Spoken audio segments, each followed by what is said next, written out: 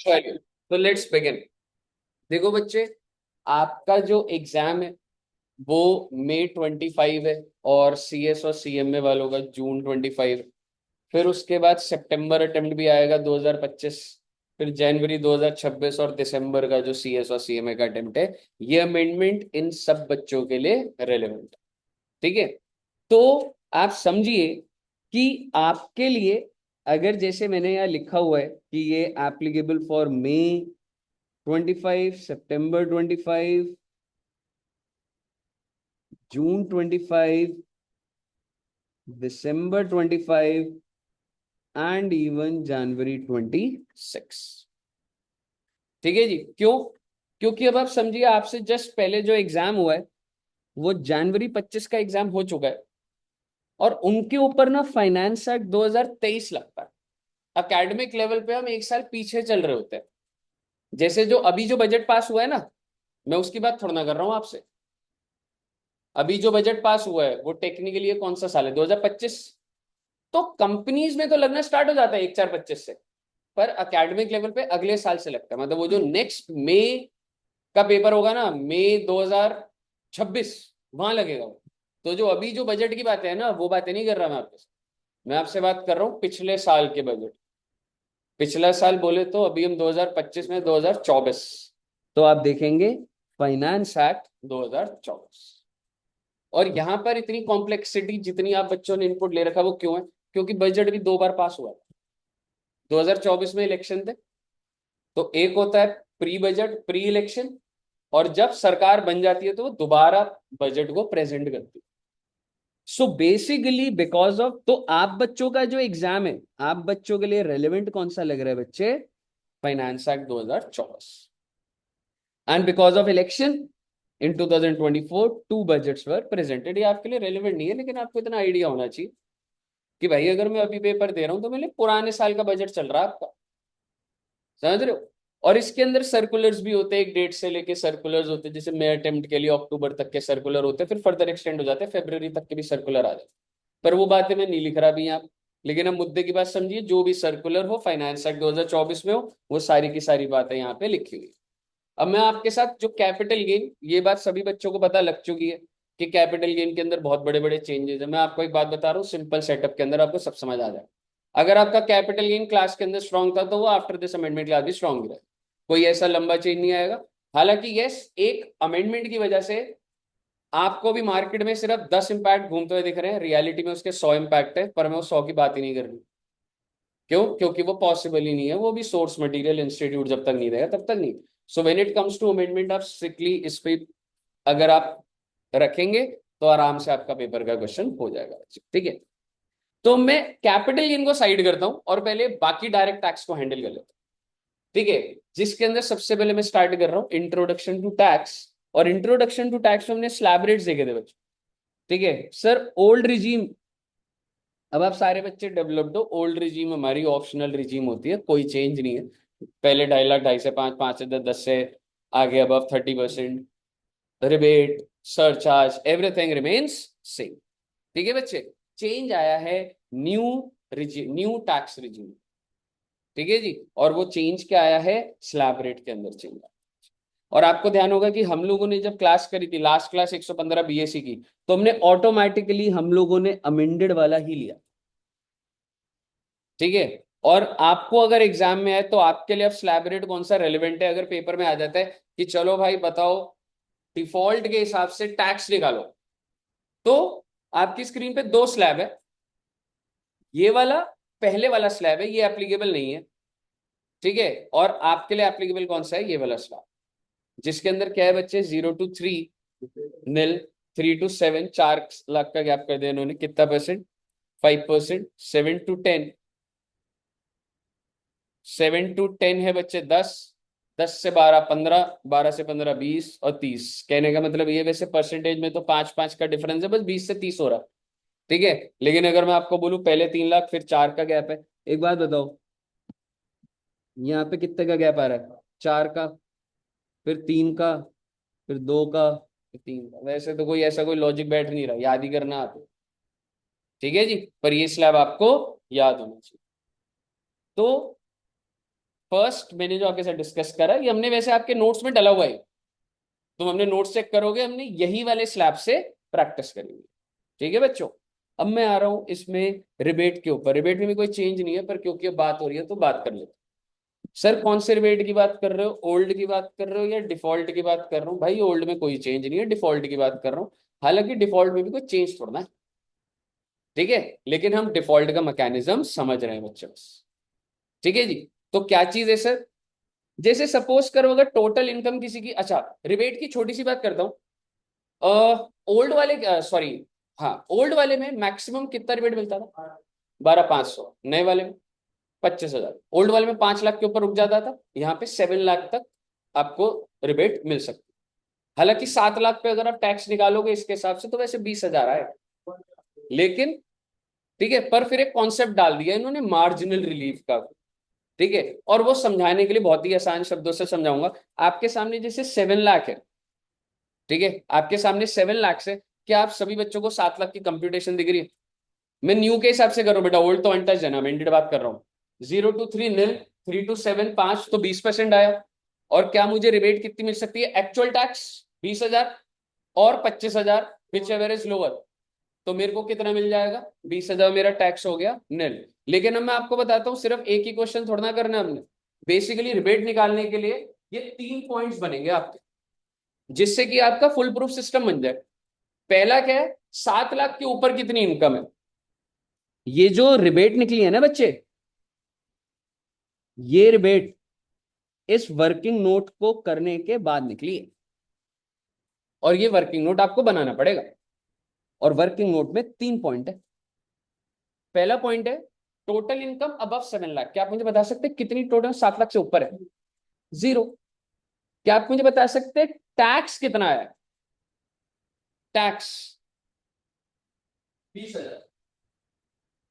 ठीक है जी, टैक्स कितना है? 20,000।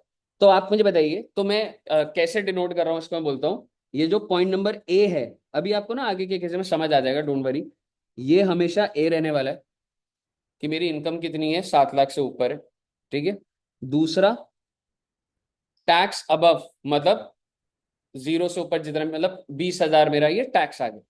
और सी है if B is greater than, if B is greater than A, अगर ऐसा है तो रिबेट मिलेगी, और कितनी मिलेगी? B-। ठीक है जी, आप एक बार स्टेप बाय स्टेप समझिए। पहला वाला 0 आ गया आपका, दूसरा वाला टैक्स कितने है? 20,000। ये समझ आ रहा है? क्या बी ए से ज्यादा है तो रिबेट कितनी मिलेगी? B-। क्लियर है जी? इसको बताने का शॉर्ट भी सिस्टम है, पर मैं आपको एक सिस्टमैटिक वे में बता रहा हूं। अब आप अगला वाला देखिएगा, 7 लाख 10 पे वर्किंग देखिए, 7,10,000 पे पहले 3 लाख, क्या हो गया हर्ष का तो कनेक्ट ही नहीं हो रहा है, 7,10,000 पे पहले 3 lakh nil, then 3 to 7 5%, and then 7 lakh to 710 कितना परसेंट था बच्चे? 10%। फटाफट निकलेंगे बेटे इस सेक्शन से। अब टोटल टैक्स कितना आया? 21,000। अब रिबेट रिबेट छोड़ो आप एक बार, 21,000 आ गया। अब आइए नीचे वर्किंग नोट पे, 7 लाख से कितने ऊपर हो आप, और टैक्स कितना आ गया? इसका मतलब ये है भाई साहब, मैंने 10 लाख कमाया यार, ज्यादा, मैंने कितना ज्यादा कमाया, और टैक्स कितना पड़ गया मेरे ऊपर, क्योंकि 7 लाख पे तो नील ही आना चाहिए था। 7,10,000 कमाया ना मैंने, कितनी इनकम ज्यादा कमाई? 10,000, और टैक्स कितना बढ़ गया? ये कैसा हो रहा है? तो क्या B is greater than A? Yes, तो rebate will be B-A, that is 11,000, और माइनस कर दूंगा मैं, 10,000 आ गया, HEC जोड़ दिया, और मैंने टैक्स। में सरचार्ज में जो वो आता था 50 लाख से ऊपर वाला, वहां पे ये चीज थी क्या? वहां पे अलग मेथडोलॉजी से, वैसा ही है, लॉजिक वैसा सही है। जैसे हमने कि 1 लाख इतना बढ़ा दिया तो इतना, हाँ तो 30% तो टैक्स लग गया, बाकी चल तो सरचार्ज दे दे, यहाँ पे यही है। बिल्कुल। और अगर मैं आपको गणित सीधी सी बताऊं, सीधी सी बात है, ये बंदा सीधी गणित लगाएगा, वो बोलेगा 7 लाख वाला तो माफ है जनरल। हो गया, मैंने कितने ज्यादा कमाए भाई, मैं पे टैक्स 21 लगा दिया भाई, 11 की तो रियायत दे दो मेरे को। मैंने कितना ज्यादा कमाया? 10,000 में से टैक्स कितना ले रहे हो? 7 लाख वाले से तो 0 ले रहे हो। मेरे 10,000 पे 21 क्यों ले रहे हो? 10 पे 10 ले लो ना, बस रिबेट दे दो 11,000 की। समझ रहे हो? वो गणित तो यहां से बिठाई जा सकती। अब अगर आपको समझ आ गया तो एक बार 750 का भी देखिएगा बच्चे प्लीज, एंड आगे निकलेंगे बस इससे तो। सर। हाँ जी बच्चे जल्दी बोलिएगा। सर जो ये वाला सिस्टम है एबीसी वाला, यही हम्म। हम ऑप्ट आउट वाले में भी लगा सकते हैं ना, उसमें जो मार्जिनल रिलीफ था। नहीं वहां पे नहीं है ये। ओ वहां पे this is only only in new, वहां पे नहीं है। 750 का क्या करा? बी कितना है भाई? 7 लाख तो 50,000 टैक्स था 25 का, बात क्रेडिट मिलेगी रे तेरे को? बताइए, क्लियर है? तो आप ऐसे करते करते if you A B C stick to basic principles, समझ रहे हो, इससे आपका अपने आप सामने आ जाएगा। क्लियर है बच्चे?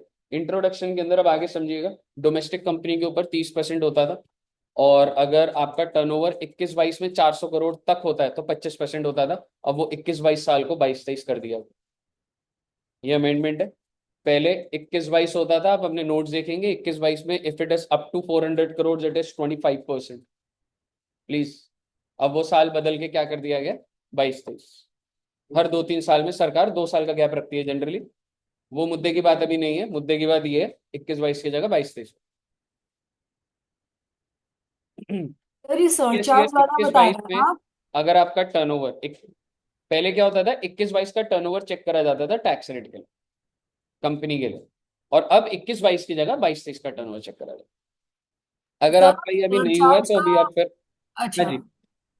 आप सर सरचार्ज वाले के अंडर हमने आई थिंक यही लिखा हुआ था। ठीक है, फिर मैंने क्लास में अमेंडेड ही करा दिया होगा शायद से। ठीक है, if it is same then हम अमेंडमेंट कैप्चर कर लीजिए हम लोग क्लास में, मतलब। ठीक है, आइए। फॉरेन कंपनी के ऊपर 40% होता था, 35% हो गया।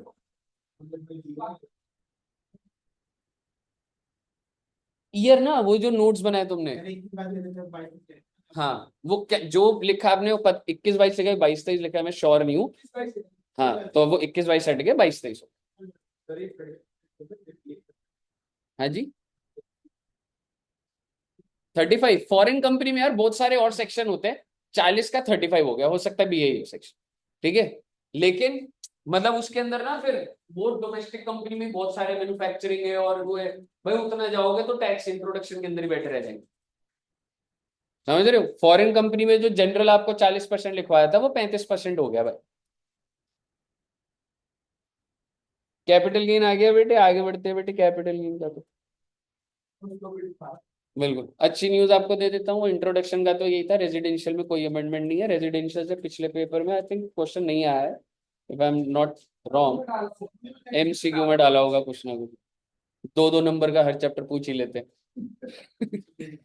ठीक है, सैलरी के अंदर भाई क्या अमेंडमेंट है?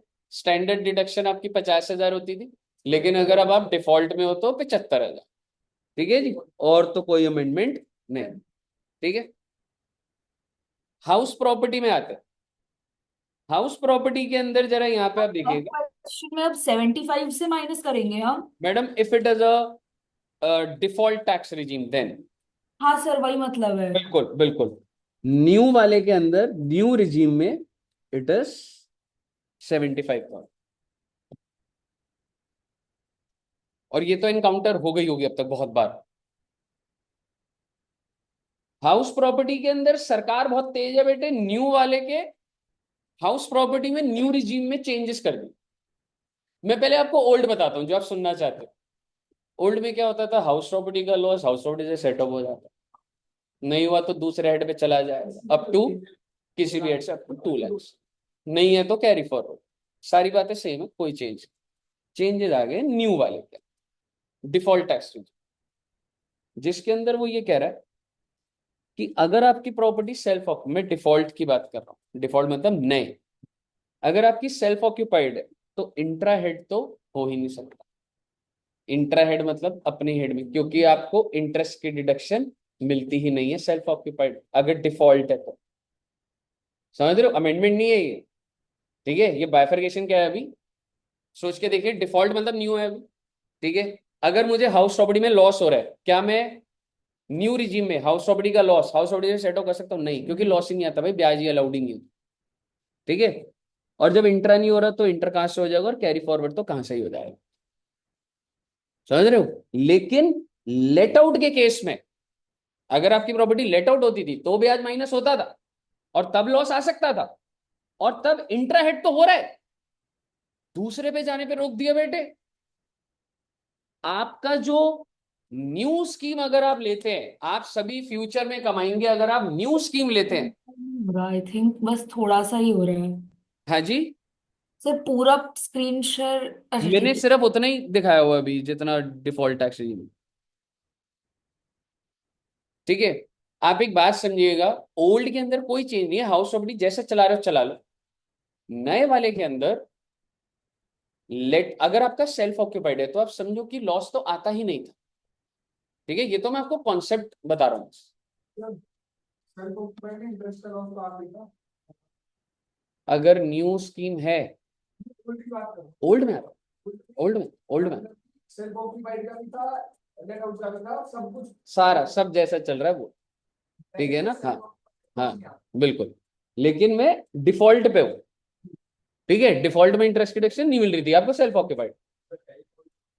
कैरी देख, जब लॉस ही नहीं तेरा बन रहा है तो मैं कैरी फॉरवर्ड लेट आउट में exactly this is the amendment.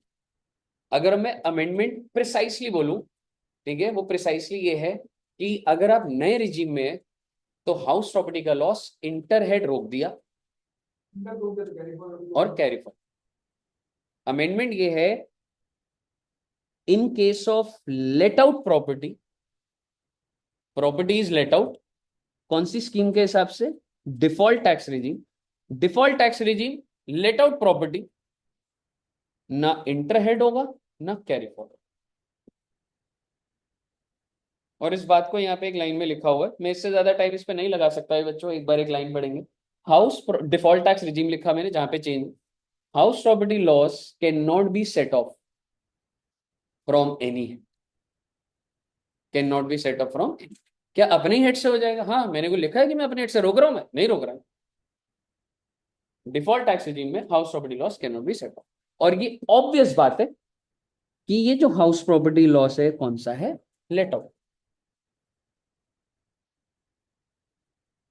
ठीक है बच्चे, इस लेवल तक ऐसे क्वेश्चन बन के आने के चांसेस बहुत कम है, लेकिन हाँ एमसीक्यू के अंदर आ सकता है कि एक बंदा है डिफॉल्ट है, वो पूरी कहानी बना देगा और एंड में कंक्लूजन आएगा नहीं सेट अप हो सकता।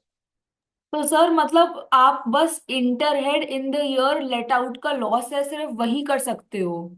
एक बार फिर से बोलना बच्चे। इंटर हेड लेट आउट का लॉस जिस ईयर हुआ है सिर्फ उसी ईयर आप कर नहीं सकते हो? नहीं, मैंने इंटरहेड क्रॉस लगाया हुआ है इधर। सॉरी सॉरी, सिर्फ इंट्रा हेड, इंट्राहेड, हाँ इंट्राहेड कर सकता हूँ, बिल्कुल सॉरी। बिल्कुल। और वो भी आप कैरी फॉरवर्ड नहीं कर सकते? नहीं कर सकता। संजय एक ना मैकेनिक भी कोई देखना पड़ेगा बुलेट का, अभी करता हूँ एक बार, फ्री होऊंगा तो। ठीक है, मुझे बताइए कोई दिक्कत। ओके, तो ये हाउस प्रॉपर्टी का है सर, क्या इसके आने की पॉसिबिलिटी होगी? हो सकता है भाई, एमसीक्यू उसमें पूछ सकते। तो आपने ये बात करके हाउस प्रॉपर्टी में कभी सेल्फ ऑक्यूपाइड का बात, नीचे वाला पॉइंट बोलता हूँ मैं। हाउस प्रॉपर्टी का आप बात करके बता रहा हूं।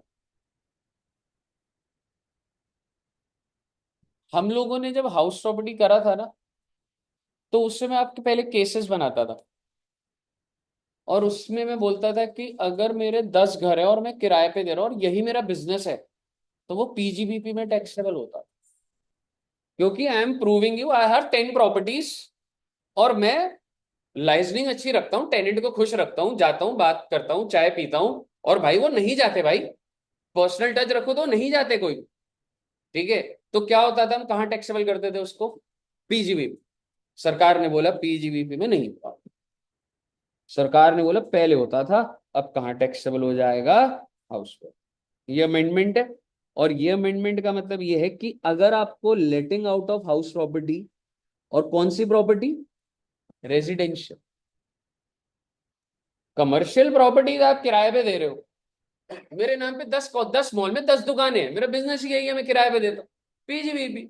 लेकिन रेजिडेंशियल यूनिट्स का धंधा नहीं हो सकता सरकार।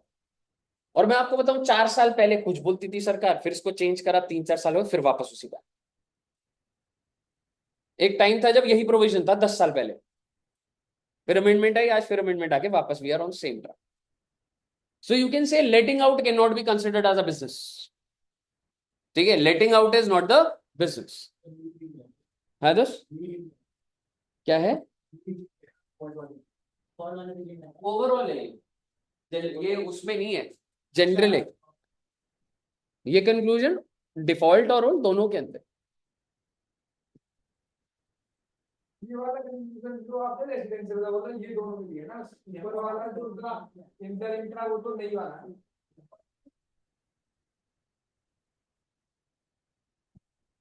अब आते हैं बच्चे अदर सोर्स पे.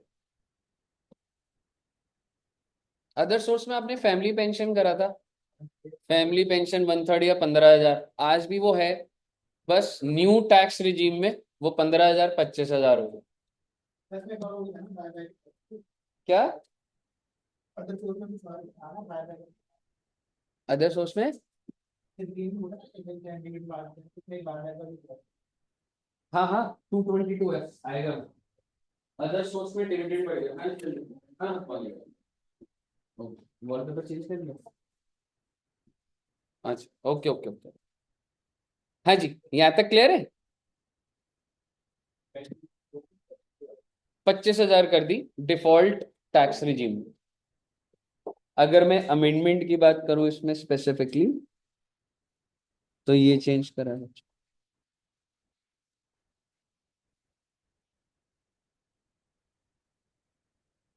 क्या हो गया बेटे, इतनी बातें चल रही है.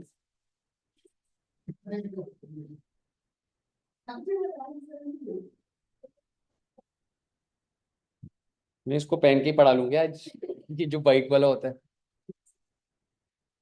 नहीं पर बहुत मतलब मैं देख रहा हूँ मुझे ये अजीब लग रहा है. हाँ ब्रो, डिफॉल्ट में डीटीआर और ओल्ड टैक्स रिजीम लिखा हुआ है, समझ रहे. पेपर में आ सकता है ये. Sir I think screen share पूरा नहीं हो रहा क्योंकि ओल्ड टैक्स रिजीम नहीं दिख रहा हमें. एक मिनट बच्चों.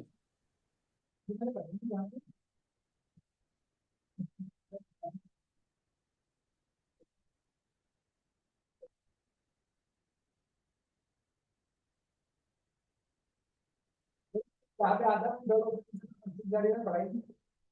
अदर सोर्स में ही ना, हाँ सर उसके दिख रहा है. स्टार्टिंग में जो फॉर्मेट बना हुआ है ना उसमें जब तू कंप्यूटेशन वो देखेगा ना पेंशन की वो है. तो सर क्या पॉइंट है वैसे ये पेंशन फैमिली पेंशन होती है अगर एक इंसान गवर्नमेंट एम्प्लॉय है ना और उसकी डेथ हो जाए, रिटायरमेंट पे उसे पेंशन मिलती है, उसकी डेथ होने पर उसके परिवार को कुछ ना कुछ मिलता रहता है. मान ले एक इंसान गवर्नमेंट एम्प्लॉय, उसकी डेथ हो गई, उसकी फैमिली को 1 लाख रुपए साल का मिल रहा है. 1 लाख रुपए साल का. रिसीव्ड कितना हो गया? 1 लाख. अब एग्जेम्प्ट क्या होगा? पहली बात तो ये 1 लाख टैक्सेबल का होगा, वो लीगल एयर के हैंड में, अदर सोर्स में. तो वो 1 लाख पूरा टैक्सेबल है? नहीं है बच्चे, बात मत करो. 1 लाख रुपए जो है वो पूरा का पूरा टैक्सेबल नहीं होगा, एग्जेम्पशन मिलेगी. कितनी? अगर तू डिफॉल्ट, अगर तू ओल्ड में है तो 1/3 यानी कि 33,000 या फिर 15,000, विच एवर इज लेस, तो 15,000. लेकिन अगर अब तू डिफॉल्ट में है तो 33,000 या 25,000, विच एवर तो 25. तो डिफॉल्ट वालों को 10,000 ज्यादा फायदा. क्लियर है कि दिस इज हॉट टॉपिक, आ सकता है. ठीक है, आइए. फुल फ्लैश नहीं है भाई, फुल फ्लैश कहाँ कुछ आता है. तुम पूरा पेपर देख लिया, तुम्हें 2-2 नंबर का कहीं भी घुसा देगा वो पॉइंट. एग्जैक्टली एमसीक्यू हो सकता है. फुल फ्लैश के अंदर बोल देगा वो लीगल है, उसके चाचा जी गवर्नमेंट एम्प्लॉय है, उसको पैसा मिला है, डाल दे, फुल पेज में भी डल जाएगा. कोई कहानी बनाने में टाइम लगना है उनको. नहीं, आपके में भी प्रैक्टिकल क्वेश्चन में तो घुस जाएगा बहुत आराम से.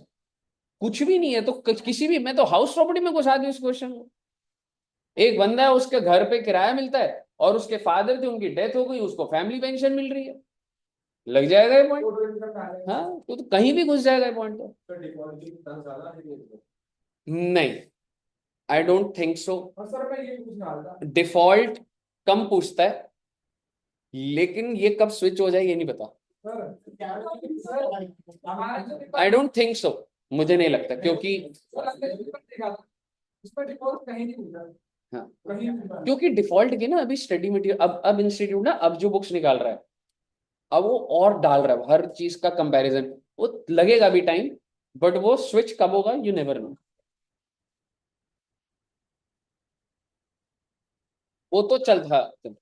तो वो आप अभी जैसे करते हो, अगर साथ साथ ही वो कर लो, पर वो याद होना मुश्किल है। 115 आखिरी में लिस्ट याद कर सकते हो, हर पॉइंट पे करोगे तो भाई खत्म, नहीं हो सकता ऐसे। हाँ, उसका आप अलग से एक चार्ट बनाओ, ये मिलता है यस नो, बस ऐसे हो सकता है हर क्वेश्चन को करते टाइम। अभी दिमाग नहीं चल सकता ऐसे में, तो कंफ्यूजन आ जाती, प्रोविजन ही भूल जाओ। एक ठीक है, चीज आइए पूछनी थी, तो पीजीबीपी आपने पर आते बताया हैं। सर, पीजीबीपी आपने पर, जो हाँ ये जी वाला प्लीज। ऊपर करवाया था कि income from letting out residential house property as a part of business, अभी अगर क्वेश्चन में लिखा हुआ है as a part of business है, तो अब वो आप अंडर हाउस प्रॉपर्टी ही कंसिडर करेंगे, हाँ जी बच्चा। इवन इफ बिजनेस लिखा है? यस। ठीक है सर। चलिए प्लीज स्पीड रखिए बच्चों, मुझे प्लीज। पीजीबीपी के अंदर अमेंडमेंट आई है, बहुत ही इंपॉर्टेंट अमेंडमेंट आई है 40B में, पार्टनरशिप फर्म की जो डिसअलाउंस की थी। ठीक है, हाँ ठीक है, और एक और अमेंडमेंट है वो जो आपने डिडक्शन में पढ़ा था, CCD2। सारी बात तो नहीं बोल सकता, स्पीड में बोलूंगा। वो CCD1 था एम्प्लॉय का कंट्रीब्यूशन या सेल्फ कंट्रीब्यूशन, CCD1 भी अगर एक्सेस हो गया तो 50,000, और CCD2 एम्प्लॉयर कंट्रीब्यूशन।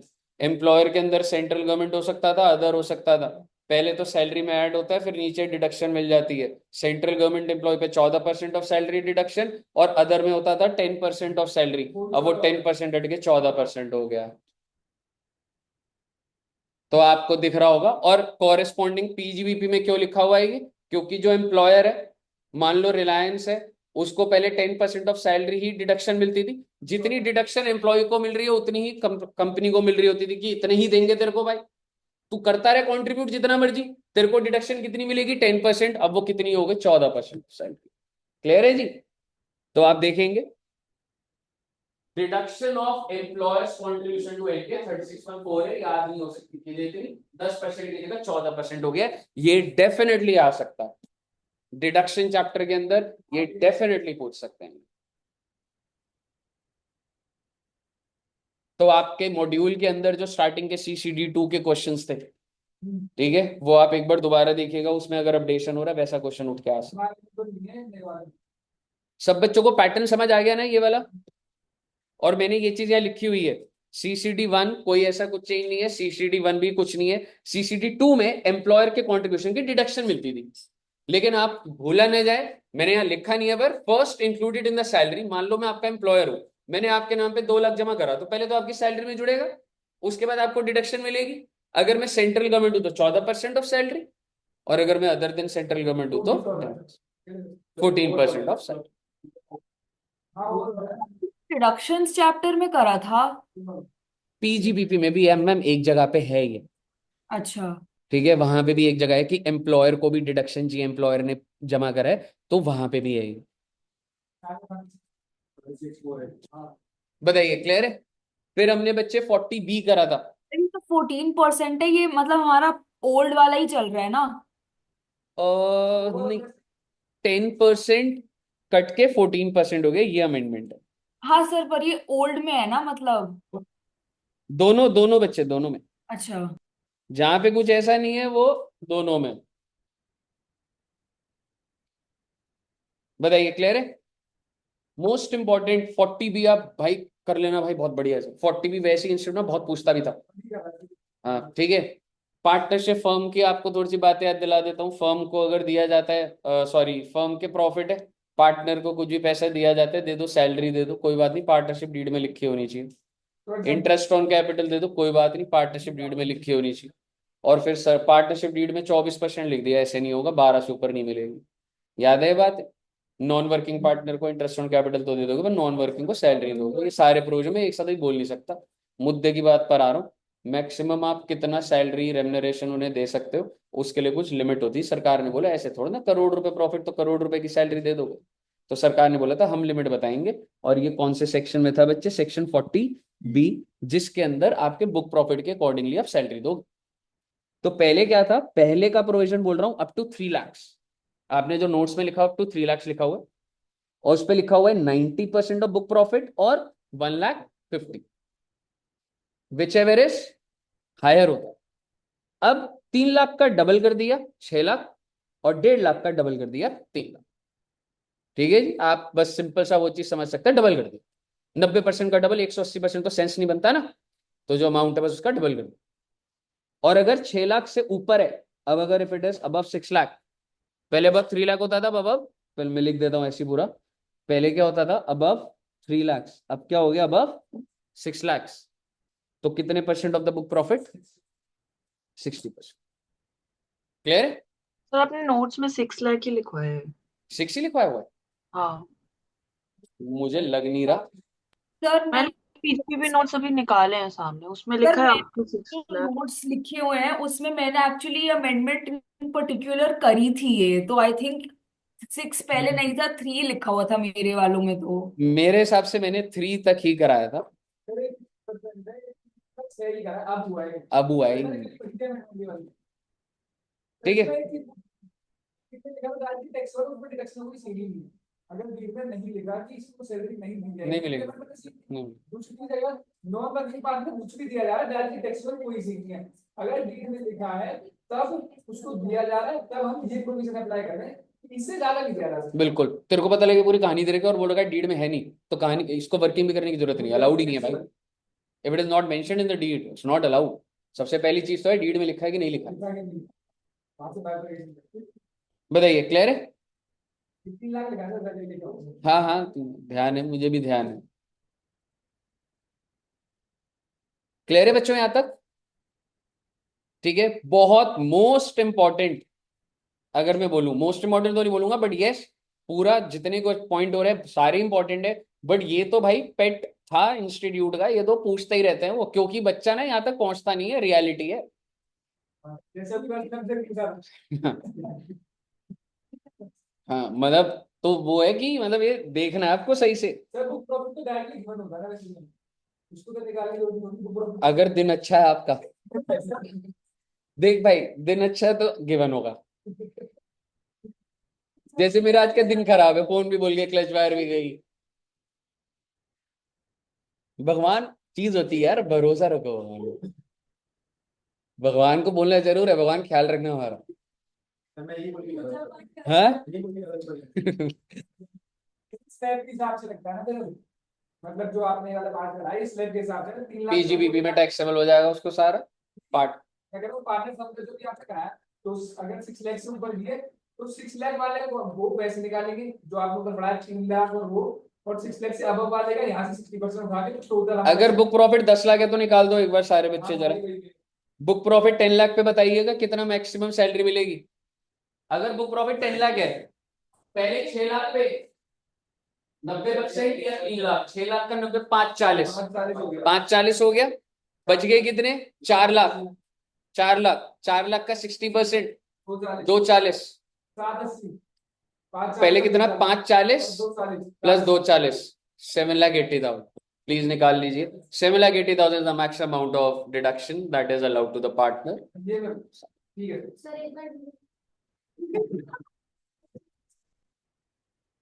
पर आपको अभी दोबारा वो देखना ही पड़ेगा क्योंकि उनका दिमाग अभी एकदम प्रोसेस्ड है। पर जैसे ना, पहले तो रजिस्टर खोल लो ना। 10 लाख रुपए का बुक प्रॉफिट है ना, 10 लाख का बुक प्रॉफिट है, तो पहले 6 लाख मतलब 0 to 6 लाख 90%, तो 6 लाख का 90, 540, और 3 लाख एवरेज आया, सो 540 आएगा इसका। और नीचे कितने गए? 10 लाख था तो 4 लाख, 4 लाख का 60%, 240, तो 540 प्लस 240, 7,80,000। क्लियर है बच्चा? तो ये हो गया आपका पीजीबीपी का। बहुत अच्छी बात है सर, पहले क्वेश्चन में आने के बहुत चांसेस होंगे इसके। बायबैक से रिलेटेड भी एक अमेंडमेंट आई है। डिडक्शन की मैंने लिखी हुई है, CCD2 में बात कर चुका हूँ, नोट्स में लिखा हुआ, बस आप वो कैप्चर कर लेंगे। ठीक है, 14% वही जो मैंने ऊपर लिखा है यहाँ पर। अब मैं आपके साथ आ रहा हूँ TDS रेट पे। TDS में भी लिखा हुआ है if opted for like the new, तो ये सिर्फ न्यू में ही है, मतलब जो रिडक्शन हाँ है। जी, हाँ जी। तो अगर हम ओल्ड कर रहे हैं तो उसमें स्टिल 10% ही है। ओ हाँ बच्चे, सही कह रहे हो। वो जो 10% होगा इसका मतलब ओल्ड पे तो चल रहा है, क्योंकि ये न्यू वालों के अंदर हुआ था, है ना। एक चीज बोल रहा हूं आपको, वो जो 14% हुआ है ना, वो न्यू वालों के लिए हुआ है। मैंने यही बोला था, दूसरा बोला था पहले? क्या आपने कहा था? दोनों? हाँ CCD 2, ये जो 14% है,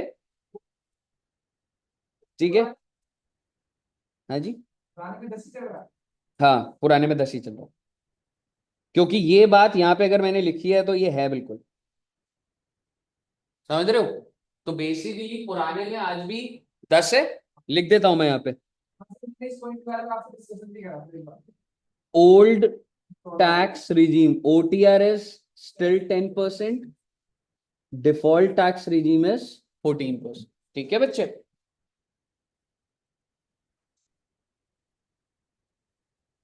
मैडम अभी बस पहले इतना ऑब्जर्व कर लो, एब्जॉर्ब कर लो।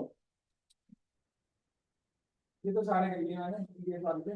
TDS के रेट 1 अक्टूबर से चेंज हो गए, हालांकि 194D का भी चेंज हुआ, पर ना उसकी एप्लीकेबिलिटी डेट है 1/4/25। 194G याद है आपको, कमीशन का होता था वो लॉटरी का। 194H general commission, IB।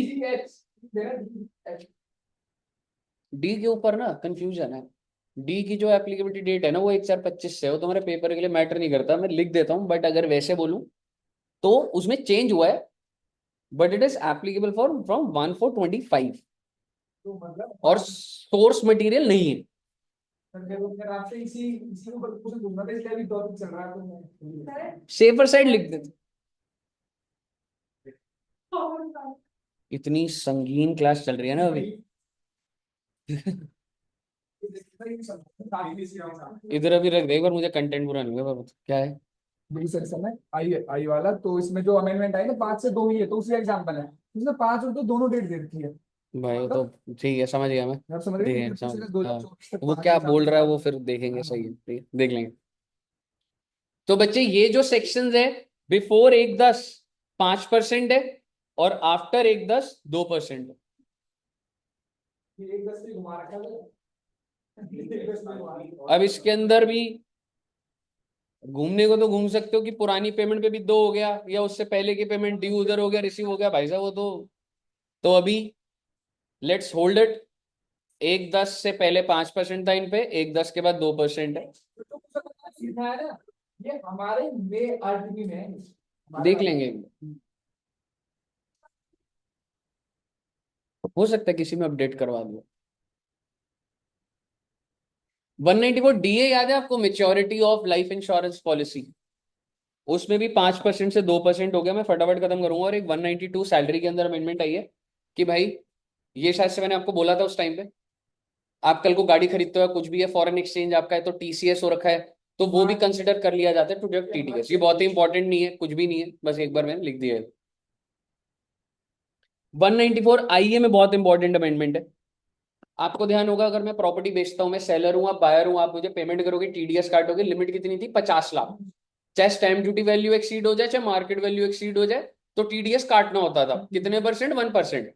अब इसमें सवाल ये है, अगर मेरी प्रॉपर्टी के 2 मालिक है, ठीक है, मान लो मैंने आपको एक एक छोटा सा एग्जांपल समझना, मेरे पास एक घर है, मैंने आपको 60 लाख का बेचा, market value 60 lakh, stamp duty value 60 lakh.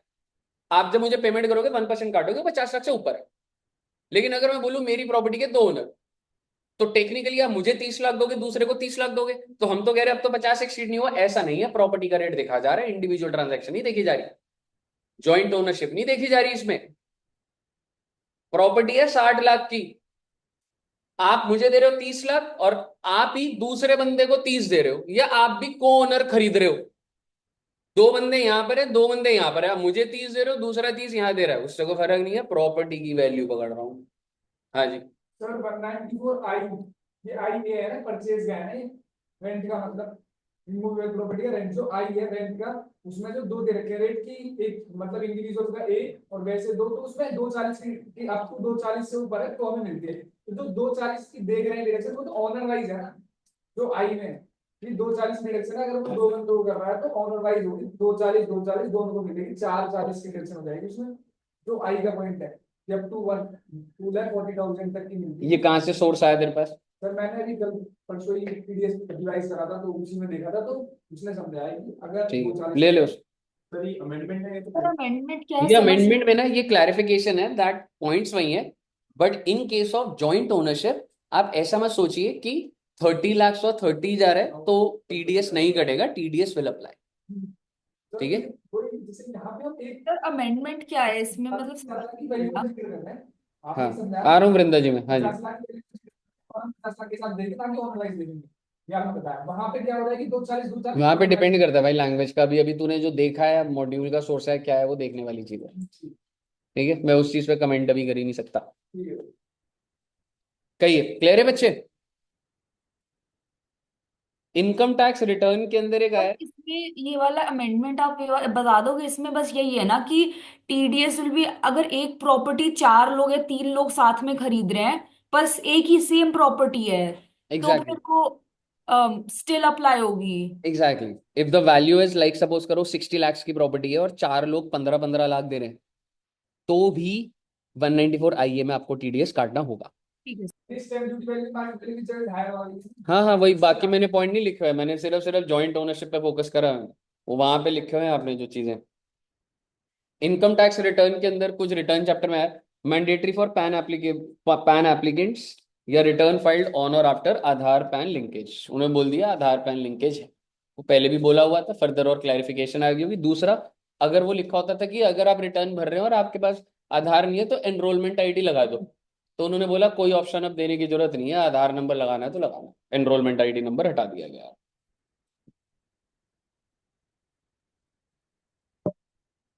कहिए, क्लियर है बच्चे यहाँ तक?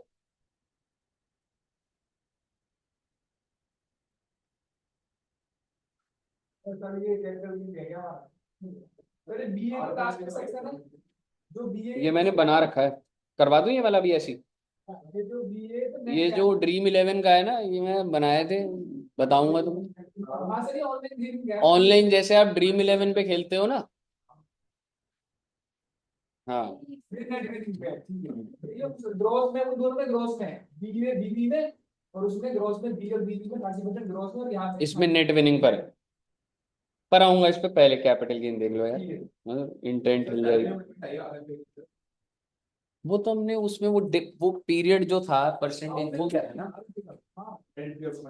परसेंटेज वाला को कैप्चर कर लिया था हमने। अब वो तो परसेंटेज तो दिखाना है।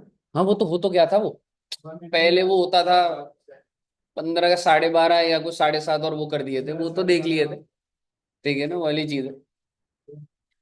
एक बार बोलोगे तो देख देंगे वो, पर आइए अब मैं आपको ना एक अदर सोर्स के अंदर एक और चीज आई है। आपको याद है आपने डिविडेंड करा था, आपको तो डिविडेंड के अंदर डीम डिविडेंड था 222A B C D E, एक और आ गया है 222F। और 222F पता है क्या कहता है?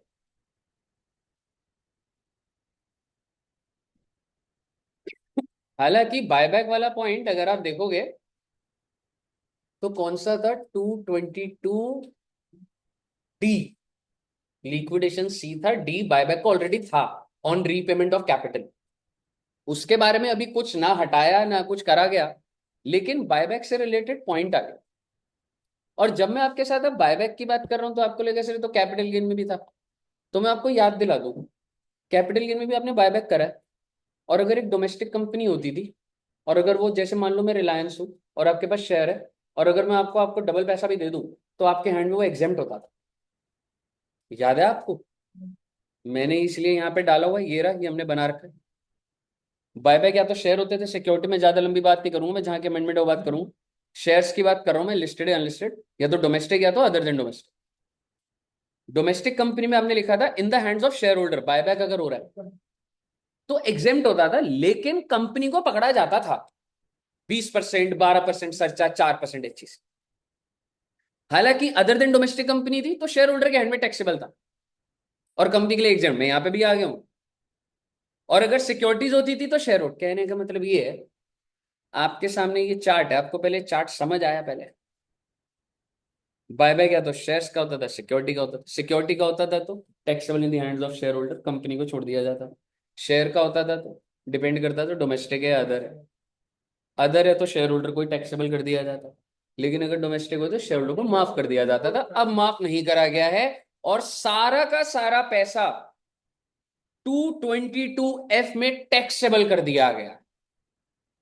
आपके 5 लाख रुपए आपने लगाए रिलायंस में, मैं आपको 50 लाख दे रहा हूं, आपके दिमाग में आएगा 50 लाख माइनस 5 लाख, 45 लाख का प्रॉफिट। गलत सोच रहे हो, तुम्हारे अकाउंट में जितना दे रहा हूं ना वो सारा डिविडेंड है आज बाय बाय। कौन सी डेट से? 1 अक्टूबर 24। आज अगर आपको कोई कंपनी बायबैक के तहत आपके अकाउंट में पैसा डाले, मैं कह रहा हूं जितना बैंक में आ रहा है ना सारा डिविडेंड है। मैं माइनस नहीं कर रहा आपकी कॉस्ट को, कहीं आप सोच लो। Any amount received on buyback by shareholder is taxed on the other source 222F। Example दे रखा है मैंने यहां पर एंड इमिडिएटली आपके दिमाग में आया, ये तो भाई तेजी हो गई है तो थोड़ी सरकार की तरफ से देखिएगा। तो एक कंपनी है रिलायंस, चाहे वो लिस्टेड हो चाहे अनलिस्टेड हो, technically it is a domestic company, listed unlisted, और वो अपने शेयर होल्डर को 80 रुपए देने को तैयार है। मेरे को शेयर दे दो, मैं तुम्हें 80 रुपए दे दूंगा। और मिस्टर ए जो कि कितने शेयर्स का मालिक है? 1000, जिसकी कॉस्ट कितनी पड़ी थी उसे? 50 खरीदा था उसने, तो टोटल कॉस्ट कितनी थी? 50 है। और मिस्टर ए ने बोला ठीक है भाई मुझे दे दो भाई शेयर। तो 1000 पे कितने रुपए मिलेंगे उसे? 80 हजार। ठीक है, ये पूरा का पूरा 80 हजार अदर सोर्स में टैक्स। डोंट थिंक कि 80,000 माइनस 50,000, नो। और अब आपके दिमाग में, पहले मुझे बताइए अदर सोर्स का पॉइंट समझ आया? अब आपके दिमाग में आएगा सर ये शेयर्स भी तो मेरे कैपिटल एसेट थे, मैंने बेचा है। शेयर्स को जब बेचते हैं तो कैपिटल गेन लगता है। तो यस, कैपिटल गेन में क्या होगा? आपकी सेल कंसिडरेशन निल ली जाएगी, क्योंकि सेल कंसिडरेशन तो मैं अदर सोर्स में ले गया। और क्या कॉस्ट उधर लेके गया? नहीं, कॉस्ट को यही रखे रहा मैं। कॉस्ट कितनी आ जाएगी आपकी? 50 हजार। यहाँ दुनिया जान के कॉन्सेप्ट लग सकते हैं 31/1/2018 की market value, fair market value जिंदगी में बहुत खराब हो सकता है, लेकिन इतना नहीं जाना। कॉस्ट में कहाँ ले ली मैंने? कैपिटल गेन में। और इसको आपने दिखा दिया loss, and it is your long term loss और शॉर्ट टर्म लॉस, और उस पे सेट ऑफ के प्रोविजन आपके चलते रहेंगे अपने एक बार जैसे। आप ऊपर करके बस डेट दिखा दोगे आपने बायबैक के चार्ट में, क्या डेट अप बिल्कुल, टू? 1/10/24 बचा, वो अप टू 30/9 लिखा हुआ था, but technically it is with effect from 1/10/24। तो सर उसके बाद जो है आफ्टर दिस डेट जो है ये टैक्सेबल, जो कंपनी के हैंड्स में टैक्सेबल होगी नहीं है? नहीं, कंपनी के हैंड्स में टैक्सेबल नहीं होगा। अच्छा ठीक है। कंपनी के हैंड में टैक्सेबल नहीं होगा।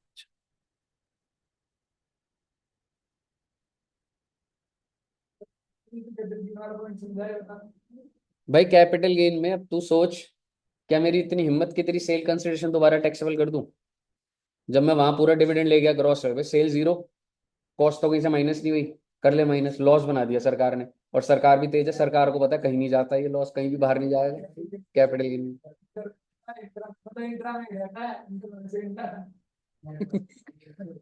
उसमें भी लॉन्ग टर्म हुआ था। हाँ? इधर इधर?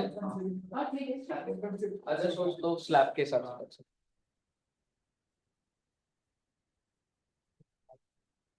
बट लॉजिकली अगर आप सोचो, मैंने सेल किसी हेड में कर दिया, कॉस्ट किसी और हेड में, और माइनस तो नहीं हुआ ना वो टेक्निकली। अगर मेरे पास कैपिटल गेन नहीं है तो मेरी तेरी कॉस्ट माइनस नहीं, या तो तूने शेयर बेचे है तो कैपिटल गेन है तो तू कर लेगा, नहीं है तो कहाँ माइनस हुआ? अब भैया लॉन्ग टर्म हुआ तो वो तो शॉर्ट टर्म से नहीं होता, वो तो कहीं का नहीं होता। बताइए, क्लियर है? तो ये आपका इंपॉर्टेंट है बच्चे, 222F भी आपका है, बहुत इंपॉर्टेंट। कहिए साहब जी, ऑल क्लियर टिल है? आपने ब्रैकेट में अदर सोर्स की साइड में 222 ऐसे लिखा है। बिल्कुल 222 क्लियर है।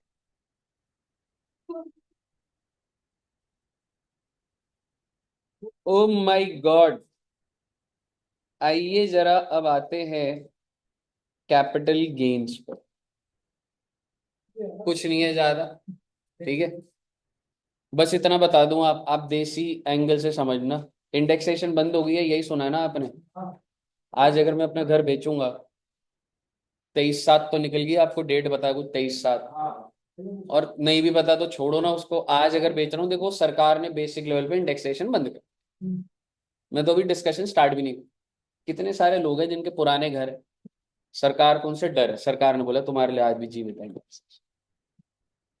आज भी अगर आप अपने घर को बेचोगे, आपके दो रास्ते हैं, इंडेक्स करके 20% दे दो, विदाउट इंडेक्सेशन 12.5% दे दो, जो ठीक लगे कर दो। लेकिन सिर्फ और सिर्फ लैंड एंड बिल्डिंग पे, ज्वेलरी खरीदी है उस पे नहीं इंडेक्सेशन है। हाँ, सबसे पहले दिमाग में रखो, सबसे बड़ा पॉइंट जो तुम्हारे को डेली लेफ्ट राइट लोग पूछ सकते हैं, भाई अब घर बेचेंगे तो इंडेक्सेशन, अरे है भाई इंडेक्सेशन अभी भी, क्या दिक्कत वाली बात, but only on land and, इससे कई सवाल आ जाते। लैंड एंड बिल्डिंग मतलब स्लम से, वो भी तो land and, land and building, commercial property, residential, ये सब क्लैरिफिकेशन ना है भाई। अरे कितना ही घुसोगे बात के अंदर, मुद्दे की बात यो है, जो आपने सबसे पहले सुना इंडेक्सेशन बंद है, जी हाँ इंडेक्सेशन बंद है, ठीक है। लेकिन जो पुरानी प्रॉपर्टी में, अगर आपने आज प्रॉपर्टी खरीदी, अब नहीं है भाई, क्योंकि सरकार धोखा नहीं देना चाहती। सरकार बोले हमारी प्रॉपर्टी की वैल्यू बढ़ी, सरकार ने बदल दी इस टैक्स, सरकार धोखा नहीं देना चाहती। आज खरीदोगे तो आपको आज का लॉ पता होना चाहिए ना। धोखा किन लोग के साथ होता, पुराने लोग कह रहे अरे इन्फ्लेशन मिलती है, इंडेक्सेशन होती है, उनका मैंने आज भी नहीं रोका। मॉरली, आप मॉरली भी तो समझो प्रोविजन को। आप अगर आज खरीदोगे तो आप ये बोल सकते हो सरकार ने आपको धोखा दिया है, प्रोविजन आपके सामने। तो इसलिए पुराने लोगों का क्यों है, आपको कनेक्ट होना चाहिए। ठीक है बच्चे, अब आते हैं बात पे।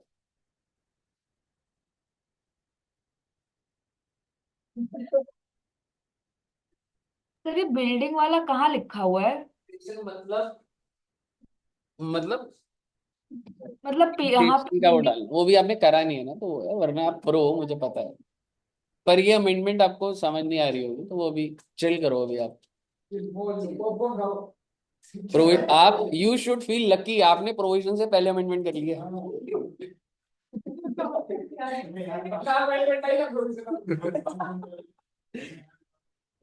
चलिए आइए, सर ये लैंड एंड बिल्डिंग वाला, ये वाला लिखा कहाँ पे हुआ है? ये सब लिखा है नीचे, सब एकदम बढ़िया से लिखा होगा अच्छा। सारा।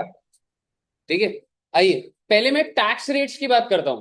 देखो, हर चीज एक साथ नहीं घुसा सकता मैं।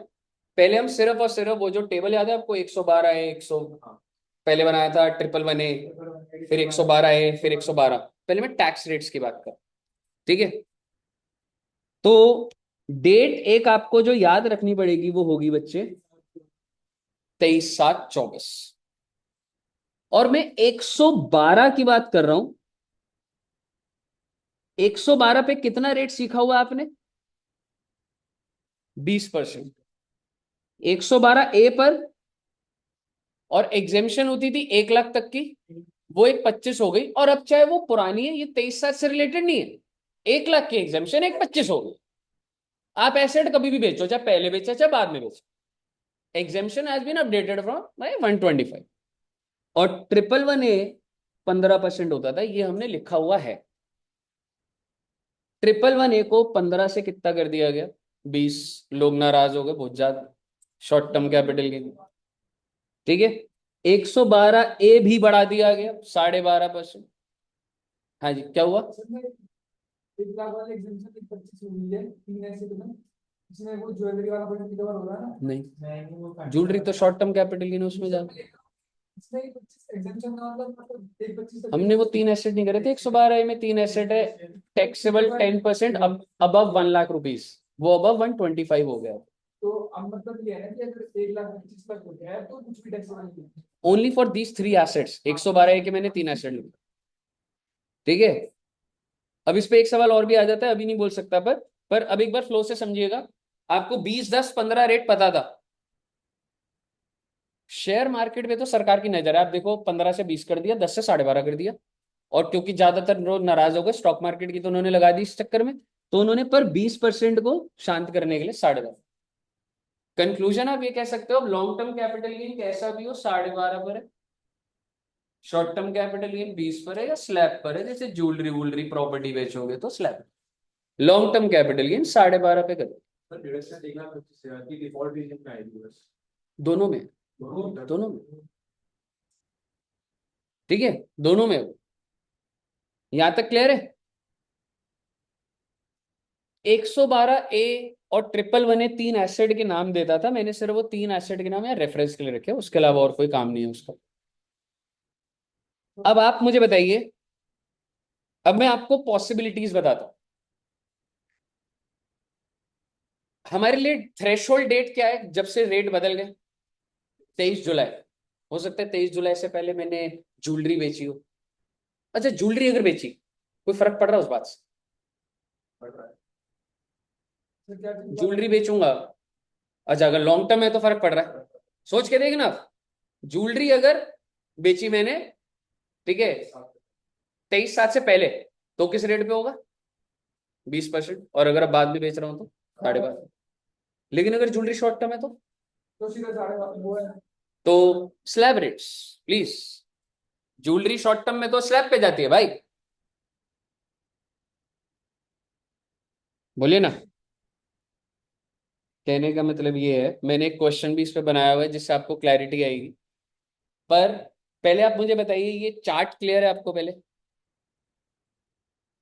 अच्छा, अगर मैं आज शेयर बेचूं, बस 1 मिनट दे दे, आज शेयर्स बेच रहा हूं मैं 112 के, टैक्स रेट आज ये बेच दो आप, आज 112 के, टैक्स रेट 12.5। और जस्ट 1 साल पहले बेचता तो so there can be possibility, no the shareholder 24-25 में कुछ शेयर इस डेट से पहले बेचे, कुछ शेयर इस डेट के बाद बेचे। हो सकता है, नहीं हो सकता?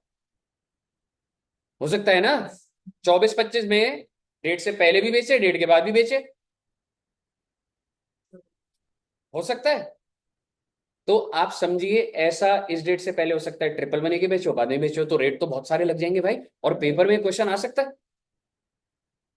ठीक है, और अभी यहाँ एक छोटी सी चीज मैंने लिखी है जिसको मेरे को डिस्कस नहीं करना, बट आपको दिख रहा होगा, ऑन और आफ्टर 23 साल नो इंडेक्सेशन। इंडेक्सेशन भी गई हुई, हालांकि मैं यहाँ पे भी नहीं डालूंगा पंगा इंडेक्सेशन का,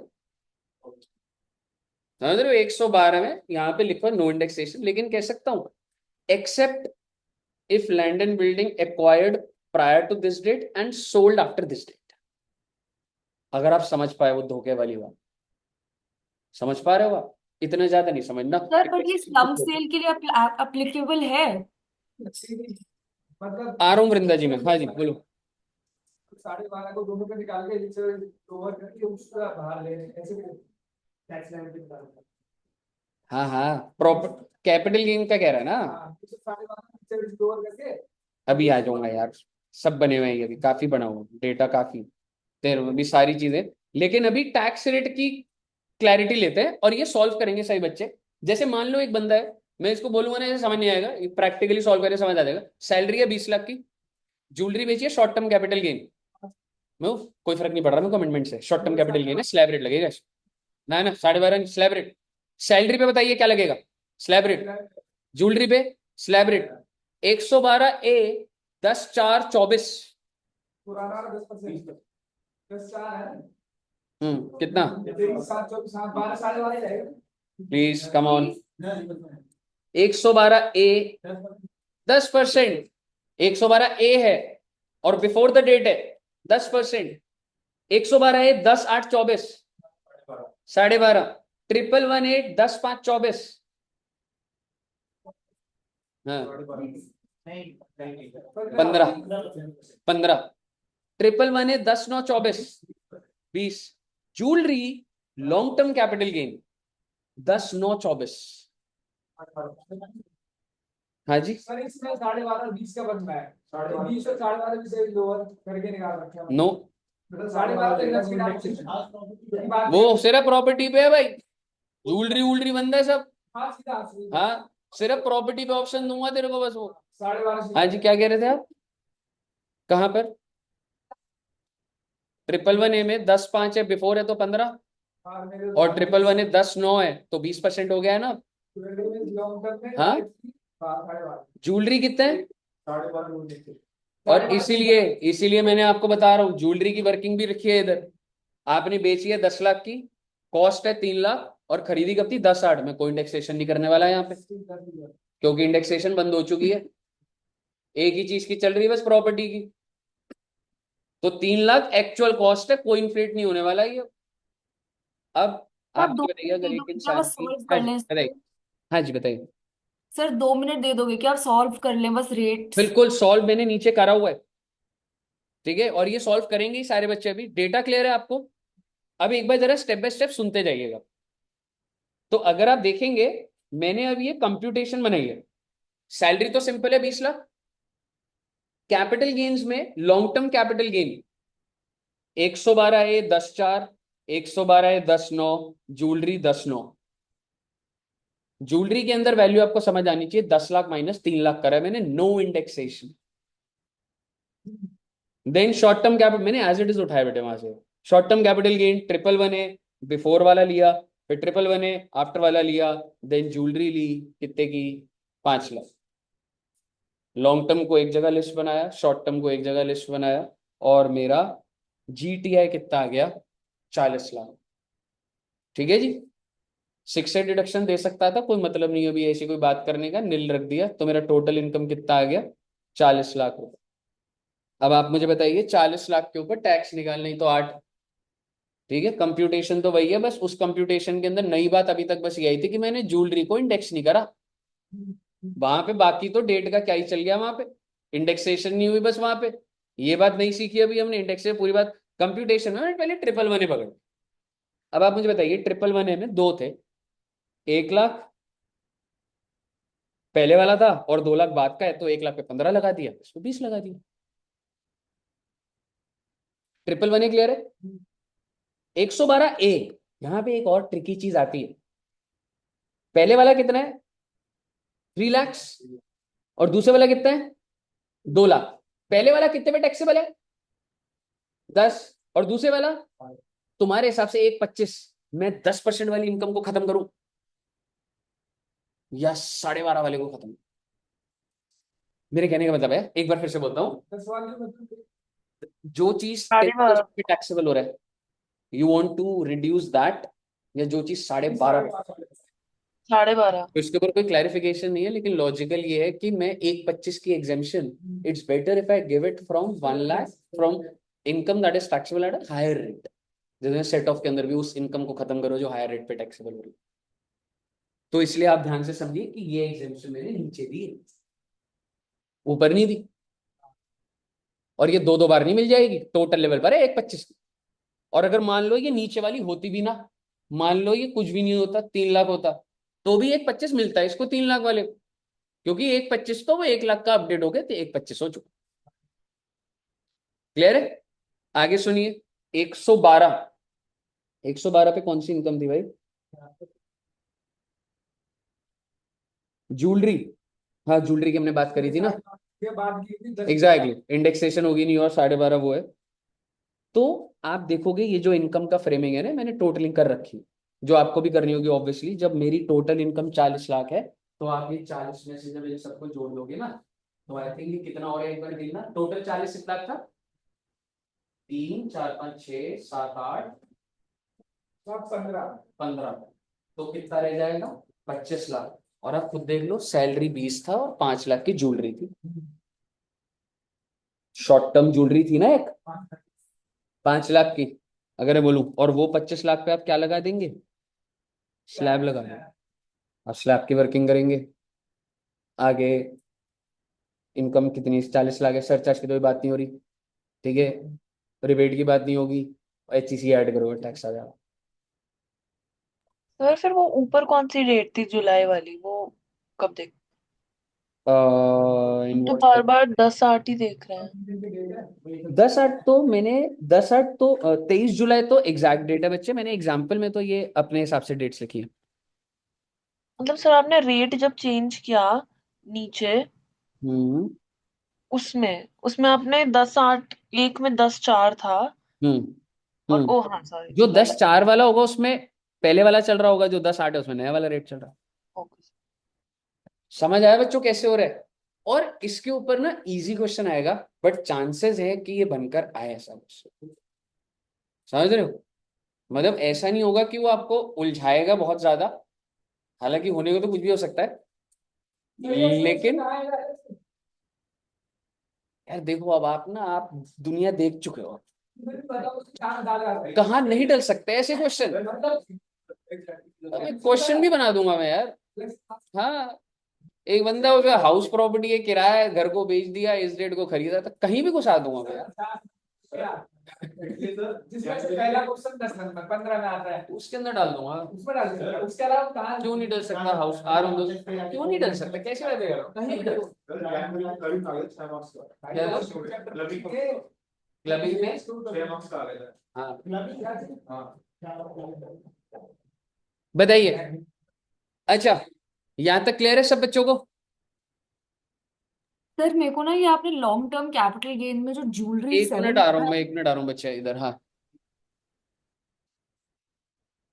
नहीं बच्चे, ये तो टैक्स है, कंप्यूटेशन ऑफ टैक्स है, तो माइनस क्यों करना है इसको? 40 लाख तो इनकम है, इनकम के ऊपर टैक्स है, इसका उससे क्या लेना देना? हाँ क्या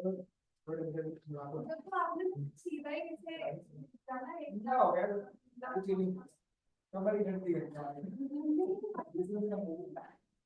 और माइनस क्यों करेंगे? तुमने 40 लाख कमा लिया, टैक्स नहीं पे करोगी क्या?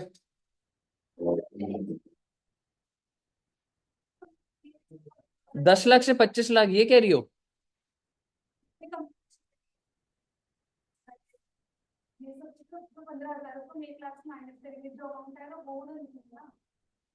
हाँ लिखेंगे। सर नहीं वो समझी नहीं क्या बोल रही हो? मतलब ये इनकम है?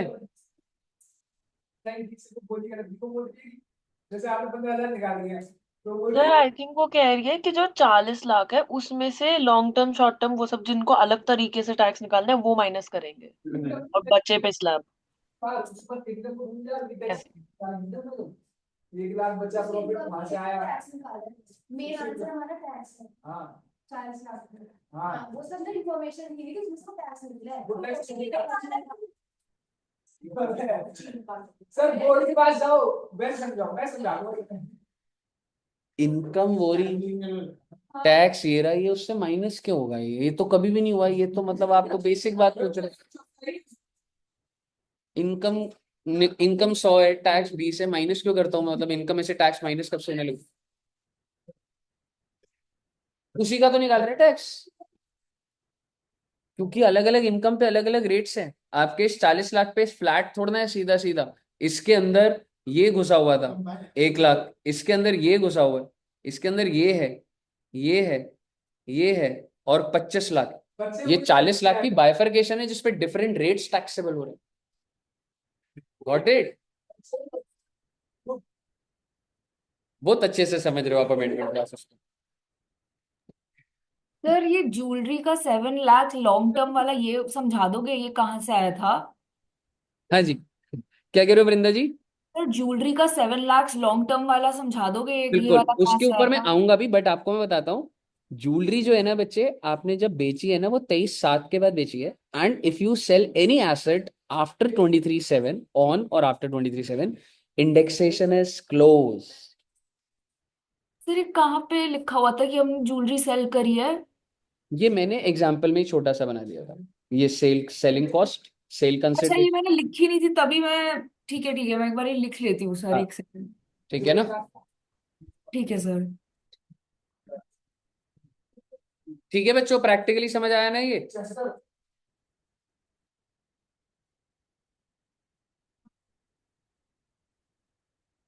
ये देखनी पड़ेगी आपको वीडियो 1-2 बार, जब खुद भी करते हैं ना सवाल आता है। हाँ ऐसा नहीं है मतलब। टैक्स फिर से उठाना पड़ेगा। देखो घबराओ नहीं, बस करते रहो, समझ रहे? बट बिलीव मी, एफर्ट जो डाल रहे हो मतलब वो आएगा, रिजल्ट आएगा सर, कोई ऐसी वो नहीं।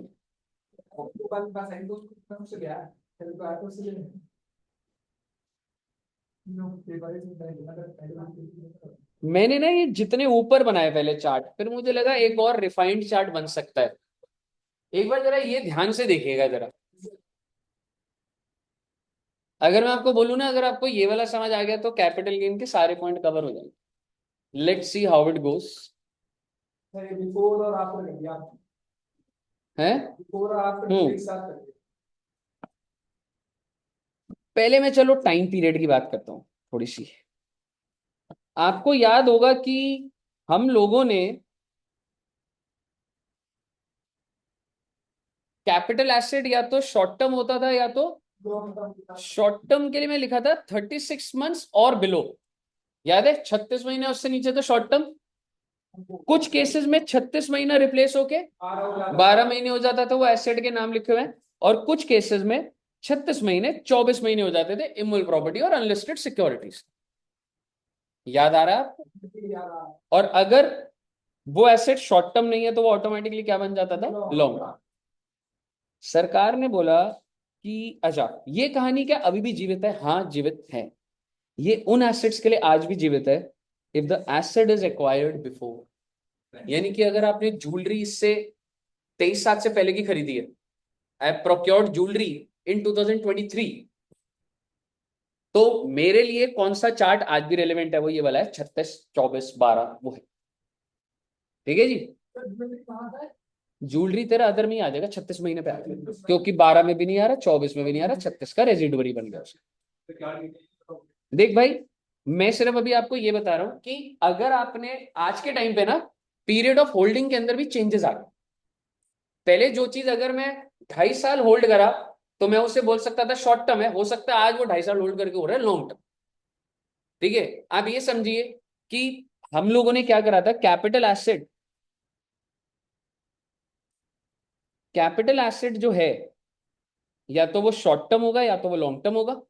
और उसके लिए आपको ध्यान होगा up to 36 months short term, for few cases 36 months has been replaced with 12 months, zero coupon bonds, equity oriented funds, listed shares, units of नहीं, यहाँ पे बिजनेस ट्रस्ट तो नहीं था। ठीक है, equity oriented funds, mutual fund units थे, ये 4 आपके लिखे, लिस्टेड शेयर, ये सारे नाम वही लिखे होंगे। और 36 महीने replace with 24 months for immovable property and unlisted shares. कहने का मतलब आपके दिमाग में होती है 36, 12, 24, ये आज भी जीवित है। किन एसेट्स के लिए? जो आपने खरीदे हैं बिफोर, लेकिन 23/6/23/7/24 के बाद अगर आपने एसेट खरीदा तो अब डेफिनेशन बदल गई, 36 महीने हट गई। यानी कि जो आपका सबसे पहले वाला 36 था वो 24 हो गया, फिर दूसरे वाला 12 था वो 12 ही है, और नीचे वाला तो 24 ही है।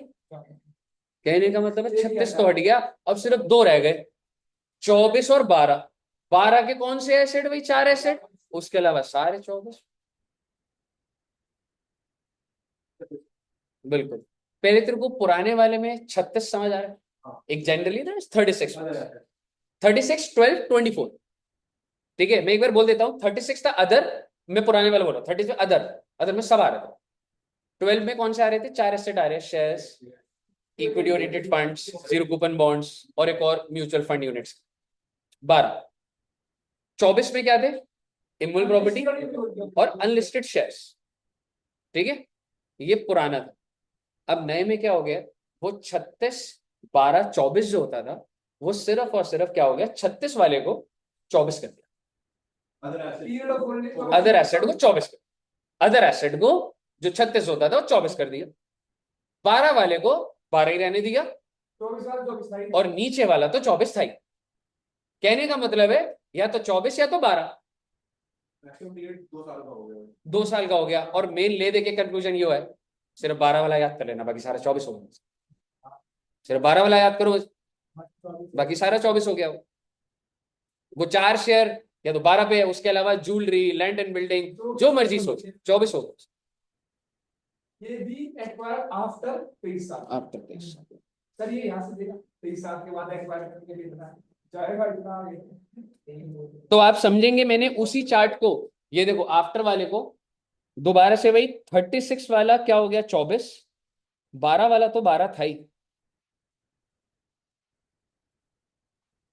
शॉर्ट टर्म है। अब वही चीज 24 से बिलो है तो वो शॉर्ट टर्म, और ये जो 36, ये 24 वाला है, ये तो 24 हो ही गया। बताइए, क्लियर है बच्चे? एक सेकंड दियो। हाँ जी मैम, जल्दी बोलना। बिठा दो। नहीं मैम, टाइम ही नहीं है अभी, 1:30 बजे तक चलेंगे। ओके, हाँ जी, हाँ जी बोलिए। मतलब 23/24 के बाद फिर से क्या बनाएगा, तो शॉर्ट टर्म तक ही बनाएंगे, मतलब 25 के बाद गाड़ी गिराएगा तो शॉर्ट टर्म ही नहीं बैठ रहा वो, लेकिन साल बढ़ाने क्या मतलब चेंज हो रहा है वैसे भी। ठीक है, हाँ तो फिर तो अगली गिराएगा। हाँ ठीक है, ठीक है, बताइए यहाँ तक क्लियर है? यहाँ तक क्लियर है शॉर्ट टर्म का? अगर वो एसेट शॉर्ट टर्म नहीं हुआ तो वो क्या हो जाएगा? Long term. एंड जस्ट ऐसे जनरली लिखा हुआ है, ठीक है, फ्लो मत सोचिएगा इसे। लॉन्ग टर्म पे कोई भी इंडेक्सेशन बेनिफिट नहीं है 23/7/24 के बाद, लेकिन for individual HUF immovable property acquired before, धोखे की बात बताई थी आपको मैंने, आज खरीदेगा तो मैंने कोई धोखा नहीं दिया, but if it is acquired before तो यू हैव ऑप्शन कि भाई या तो पुराना सिस्टम चला ले 20% एक्स करके, या 12.5 कर ले, विच एवर। ये बात, मेरा इंटेंशन यहाँ सिखाने का नहीं है, बस आपको बातों ही बातों में ऐसी बता दिया। शॉर्ट टर्म कोई इंडेक्स होता भी नहीं है। बिल्कुल, यहाँ हाँ जी बिल्कुल, ठीक है।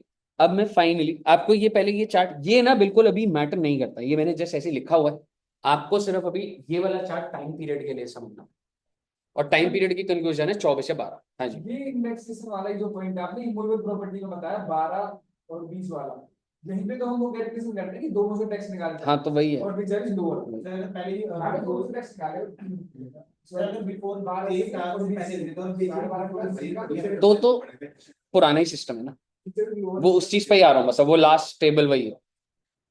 यहाँ तक क्लियर है बच्चे?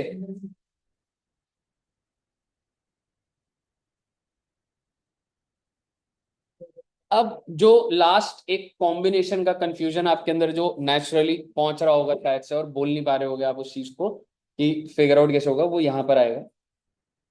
आपने एसेट ट्रांसफर करा,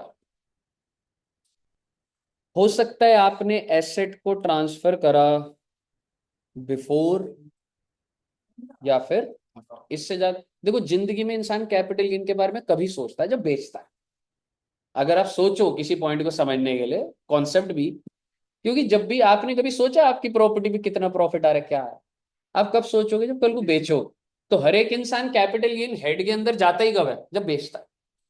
अब वो बेचा जब उसने, अगर बिफोर है, दो ही बातें हो सकती है, या तो बिफोर बेचा होगा इस डेट के, या तो आफ्टर, इससे ज्यादा तो कोई कॉम्बिनेशन नहीं बन सकता। अगर उसने बिफोर बेचा तो ये बात तो ऑब्वियस है ना, उसने खरीदा भी बिफोर ही होगा, तो ये ऑब्वियसली ही हैज एक्वायर्ड 23। तो सब पुराना ही चल रहा है ना, किस बात की टेंशन? बिफोर अगर मैंने बेच ही दिया तो मैं तो उस एसेट का काम ही खत्म कर चुका हूं ना मैं। तो आप मुझे बताइए, वो तो सेम चलेगा ना, 112 अगर होता वो एसेट तो 20, 112 ये होता उन तीन एसेट का तो 10%। और हाँ ये जरूर है कि एग्जेम्पशन एक 25 किलो और ट्रिपल बनेगा। बिफोर में तो एकदम क्लियर, कोई कॉम्बिनेशन बन ही नहीं सकता। यानी कि आप ये कह सकते हैं कि एक्वायर्ड बिफोर, ट्रांसफर्ड बिफोर, और ये मैंने क्या लिखा हुआ है? क्लासरूम्स। क्लियर है जी? दिक्कत आती है भाई, ट्रांसफर मैंने करा आफ्टर, यानी कि मैंने 23 दिसंबर को बेच दिया, और क्या बेचा? कुछ भी हो सकता है, शेयर्स, बिल्डिंग, ज्वेलरी, 1000 तरीके के एसेट हो सकते। अब डिपेंड करता है कि ये जो तूने बेचा, बेचा तो बाद में है, खरीदा कब है? अगर तूने खरीदा भी आफ्टर है, दो बातें हो सकती है, या तो खरीदा भी जस्ट अभी अभी है आफ्टर में ही, और खरीदा बिफोर। मैं पहले बिफोर की बात कर, जैसे कि आपके दिमाग में हो सकता है आपके घर में जो चीजें पड़ी है, मान लो आप आज बेच रहे हो, घर में आपकी ज्वेलरी पड़ी हो, जो बिल्डिंग पड़ी, तो आपका केस यहाँ फॉल कर रहा है, आप बेच अभी रहे हो, खरीदा पहले। तो अब देखना पड़ेगा भाई लैंड एंड बिल्डिंग है या, अगर तो लैंड एंड बिल्डिंग है तो फर्दर देखना पड़ेगा क्या आप एक इंडिविजुअल एचयूएफ एंड रेजिडेंट है।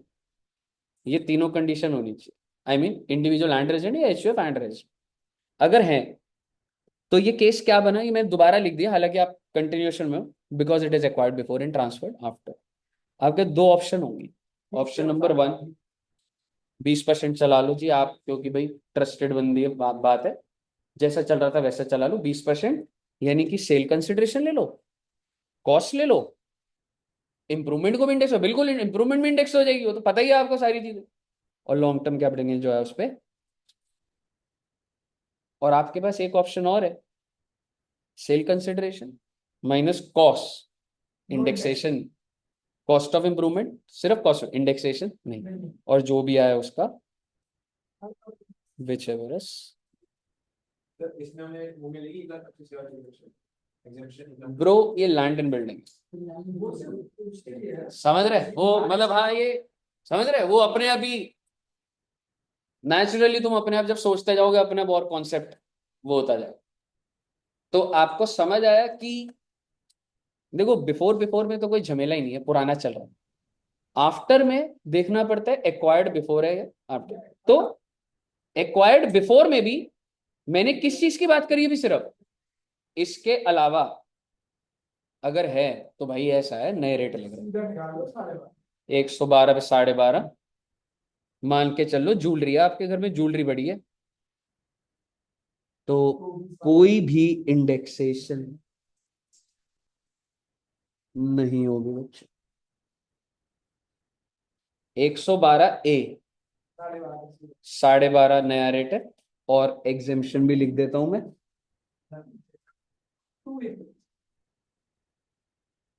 सिर्फ अप टू 1.25 लिख दूं, चलो ठीक है लिख देता हूं, एग्जेम्पशन 1,25,000 और 111A का 20 यहाँ तक क्लियर है? हाँ 112A में नो इंडेक्सेशन। 112A में इंडेक्सेशन होती नहीं थी, वेरी गुड आपने पूछ लिया, पर ये नेचुरली क्लियर होगा। 112A में इंडेक्सेशन बेनिफिट नहीं मिलता था, 31 से 18 की कॉस्ट पकड़ते थे आप, एंड वेरी सुन उसके ऊपर अमेंडमेंट आने वाली है, क्योंकि अब वो काफी टाइम हो गया उस चीज को।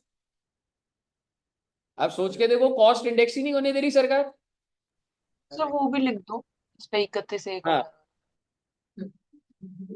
तो 112A में तो यहां पर तो इंडेक्सेशन वॉज नेवर अलाउड, कभी था ही नहीं यहाँ पे। तो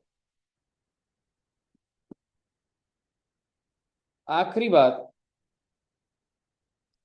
अगर आपने एसेट आफ्टर करा है तो अब चाहे आपकी लैंड एंड बिल्डिंग है, चाहे कुछ भाई। अब आप बताइए क्या आपके दिमाग में, सर एक बार अदर्स वाले में जूम इन कर दोगे क्या आप, अदर्स वाला? एक मिनट मैडम आ रहा हूँ, क्या बोल रहे हैं? आफ्टर एक वाला स्लैब और ये जो नीचे अदर वाला स्लैब है। हाँ हाँ हाँ, बस उसमें लैंड से वो सारे एसेट आ गए बस उसमें, और उसमें वो नहीं। सर बताइए एक बार ये अदर्स टेबल वाला से, वहाँ एक पर मिनट देना बस, एक मिनट देना बच्चे, बस आ रहा हूँ। ये टेबल से आपको सब क्लियर हो सकता है, समझ रहे हो? क्योंकि आपको ट्रांसफर डेट, आप जब क्वेश्चन करेंगे आप पकड़िए ट्रांसफर डेट कब की है, क्या चीज बेचा आपने, इस चार्ट में आपको ऑटोमेटिकली आपको। हाँ जी वृंदा जी बताइए। सर अदर वाला जहाँ पे आपने एग्जेम्पशन वगैरह लिखी है, एक बार आप वहां पे जूम कर दोगे क्या, पिक्चर ले लूं बस? हाँ जी, तो capital gain, sorry direct tax की आपकी सारी की सारी अमेंडमेंट्स डन हो। सर 112A और 112 में फिर डिफरेंस ही बस एग्जेम्पशन का है। हाँ जी नाउ डेज यस, ठीक है बच्चों। सरचार्ज का एक टेबल बनाया मैंने, वो अमेंडमेंट नहीं है, पर मैं तो बोला नहीं था, पर मैं बोलूंगा। क्योंकि क्या होता है वो जो 111 112 है ना, उस पे मैक्सिमम 15 से ऊपर नहीं जाता, मैंने वो टेबल बनाया, ठीक है ना? ये नोट कर लिया बच्चों ने? हाँ हाँ कर लेना इसको तसल्ली से। और आपको एक बात बताऊं, 194BA भी इसमें से देख लेना, वो विनिंग फ्रॉम लॉटरी जो ऑनलाइन गेम्स था ना, सर इसमें से अपने वाले पैसे को हटा दें अल्टीमेटली। नेट विनिंग होती है, तूने 100 रुपए लगाया आज। हाँ अपने को भाई रुपया जो मैंने विड्रॉ कर लिया, विड्रॉल पे लगता है ना कि उस पे। देख सिंपल सा मैं तो गेम बताता हूँ, मैंने ना पहले ना ये Dream11 ऐप डाउनलोड करी मैंने कि होता कैसे, मैंने गेम खेली तो मैं पूरा समझा कि अब बताऊंगा बच्चों को। तो वीडियो तो नहीं बनी, पर मैं डेली Dream11 खेल रहा हूँ। हाँ 49 जीता हूँ, पर एक ना 1-1 भी लगाई थी जिसमें नहीं वो आपका वो तो, हाँ वो चीज है, वही वही। तो आपके ना ऐप के अंदर ना ऐसे ना नेट विनिंग आता है, विनिंग पे लगता है टीडीएस। हाँ और हाँ, कि तू जब एंड में हो जाता है ना खत्म, जैसे ड्रीम इलेवन आते हैं that you are winning, winning कितना हो गया 49 आ गया, तो मेरे विनिंग का दिखता है कि मैं 49 जीता हूँ इस गेम में, तो उसके ऊपर टीडीएस लगता है 30%। और अगर ये 100 रुपए के अंदर अंदर है तो अभी टीडीएस नहीं लगता। मेरे कहने का मतलब है, हाँ महीने का अगर 100 रुपए ही हिसाब है तो सरकार टीडीएस नहीं लगाती, पर साल के एंड में लगाएगी टीडीएस, समझ रहे हो? पर उसके ऊपर अभी लेट्स होप, अभी मैं मतलब निकले टाइम और मैं आपको भेजूं। ग्रॉस पे डायरेक्टली लग जाता है, उसको कोई लेना देना नहीं है। बी और बी वाला जो है 30% दे रहा है, इसमें नेट पे जाते हैं। लॉजिकली ये भी नेट नहीं है, देख जो तू जीता हाँ, वहां पे भी लॉटरी इनकम है, यहाँ पे भी तो इनकम पे नहीं, तो टेक्निकली मतलब वही है, जो तू जीता ठीक है उसी पे ही लग रहा है। मुद्दे की बात ये है बच्चे, मैं एक बार आपको एक चीज बताना चाहता हूँ, ये टेबल ठीक है, और ये टेबल आपको एक लेवल पर सिर्फ ये समझाने के लिए कि देखो इसके ऊपर ना क्वेश्चन अभी तक तो नहीं आया कभी, लेकिन ये यस ऐसा हो सकता है कि एमसीक्यू लेवल पे सिर्फ टैक्स कैलकुलेट करने को आ जाए, ठीक है। और आपके मॉड्यूल में भी एक आध क्वेश्चन हो सकता है इंट्रोडक्शन वाली फाइल में हो, ठीक है। लॉजिक ये है कि तुम्हें सरचार्ज का बहुत अच्छे से पता है, और मैं अभी ओल्ड रिजीम की बात कर रहा हूं, अभी मैं आपसे बात कर रहा हूं, बस 5 मिनट का कॉन्सेप्ट है बच्चे, ठीक है। ओल्ड टैक्स में आपको ध्यान है सरचार्ज क्या होता था, अप टू 50 lakhs कुछ भी नहीं होता था, above 50 lakhs up to 1 crore कितना 10%, above 1 crore up to 2 crore 25%, और अबव 2 crore सॉरी हाँ 15, देन 25, एंड अबव 5 crore 37। अब मैं आपको एक गणित दे देता हूं,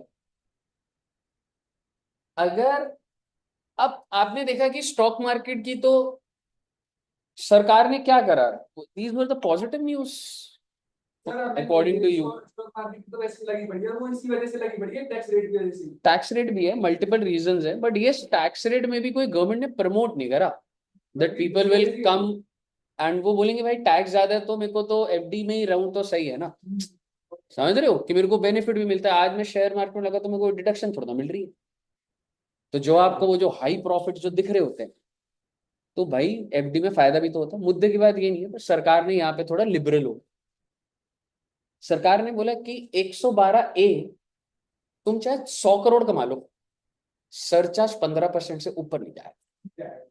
लिमिट लगा दी कितने 112A 112 111 जिन पे स्पेशल रेट्स, मैं लॉटरी वॉटरी की बात नहीं कर रहा, स्पेसिफिक बोल रहा हूँ, 111 है 112 है 112, इस पे 15% से ऊपर सरचार्ज नहीं जाएगा।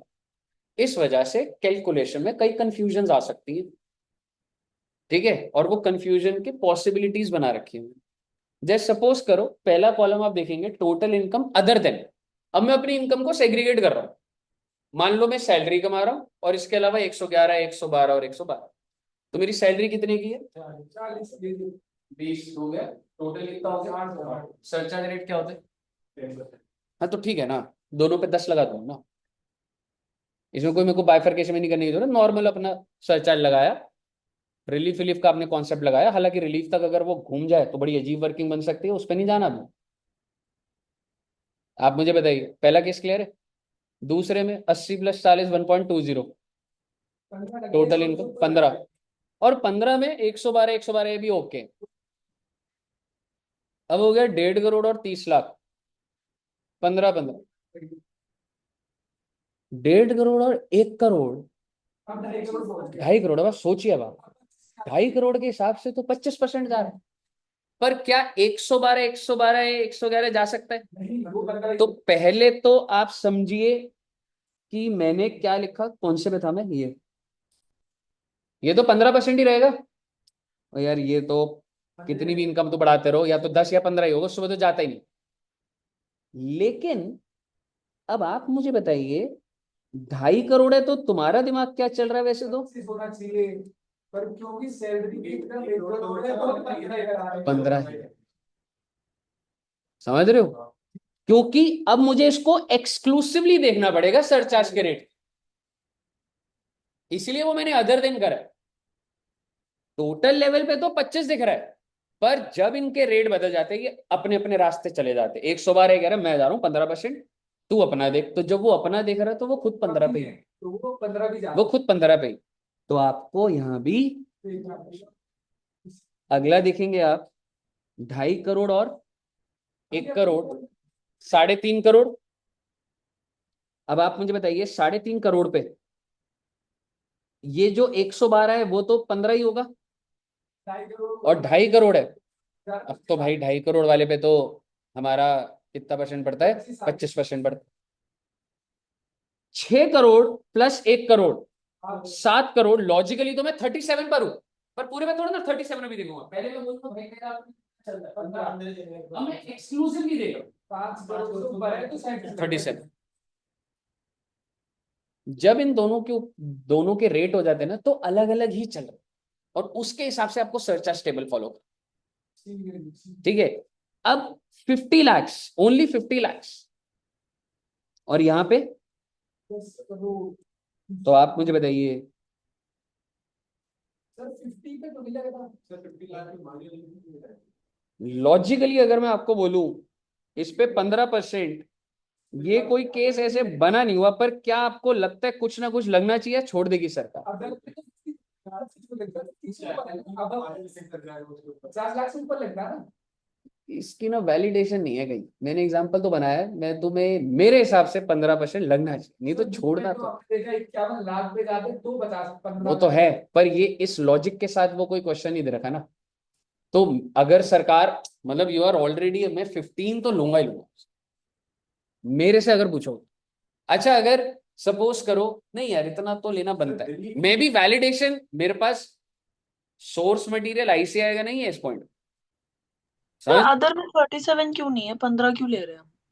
क्योंकि मैं एक्सक्लूसिवली देख रहा हूं, इसका तो मैक्सिमम वही जाता है। तो नहीं मतलब अगर टोटल 10.5 है, तो जो अदर वाला कॉलम है उसमें भी तो 37.5 होना चाहिए, मतलब 37 होना चाहिए। 37.5 का लगा दी, 5 करोड़ से ऊपर का लगा दिया कम बैक कहाँ है इसका। नहीं नहीं, वो बच्चे एक बार फिर से बोलना, मेरे को तो समझ ही नहीं आया पॉइंट आपने क्या बोला। टोटल 10.5 है, तो हम्म, 37% नहीं होना चाहिए सर बिल्कुल अदर? ठीक है, 37 होना चाहिए, बट एक प्रोविजन है कि ये वाला मैक्सिमम 15% हो सकता है बच्चा। तो ये पूरा माइनस कर देंगे? हाँ, तो जो 10 करोड़ की इनकम है वो 15 पे ही जाएगी। आप देखो, हर केस में, हर केस में बट मैं फिर हम जो स्लैब के हिसाब से सरचार्ज निकालते हैं वो तो हम टोटल के बेस में निकालते हैं। लेकिन अब जब आप जैसे सरचार्ज निकालोगे, जब आपने स्लैब लगाया, पर आपने ये वाली इनकम पे स्लैब भी तो नहीं लगा होता टेक्निकली, तो आप फ्लैट रेट लगाओगे।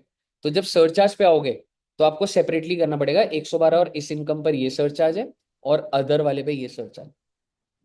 तो इसमें बस 50 लाख देखेंगे? हाँ, ओह। और वैसे मैं तो बता रहा हूँ साइंटिफिक वे में, उसमें टेबल में ऐसा है कि ऑटोमेटिकली 15 लगता है। मैं एक बार आपको वो जस्टिफाई कर दूंगा, सर ये 50 लेकिन मेरे हिसाब से तो लगना चाहिए। नहीं, मैं देखो बताता हूँ क्यों। अभी एकदम से ऐसा नहीं करूंगा, इन्होंने ना एक लास्ट में कॉलम बनाया हुआ है कि इफ इट एक्सीड्स करके but is not covered in those category, तो 15% कुछ ऐसे बना हुआ है, ठीक है? पर ये ठीक है, सब्जेक्टिव बात है अभी, ठीक है, लेकिन हाँ भाई कुछ ना कुछ तो 15 तक तो जाएगा। हाँ जी। क्योंकि अब ऑटोमेटिकली ना इतना ज्यादा एक्सीड हो चुके हो कि इसलिए मैं 15 लगा रहा हूँ। एक काम करो ना यार, अगर ये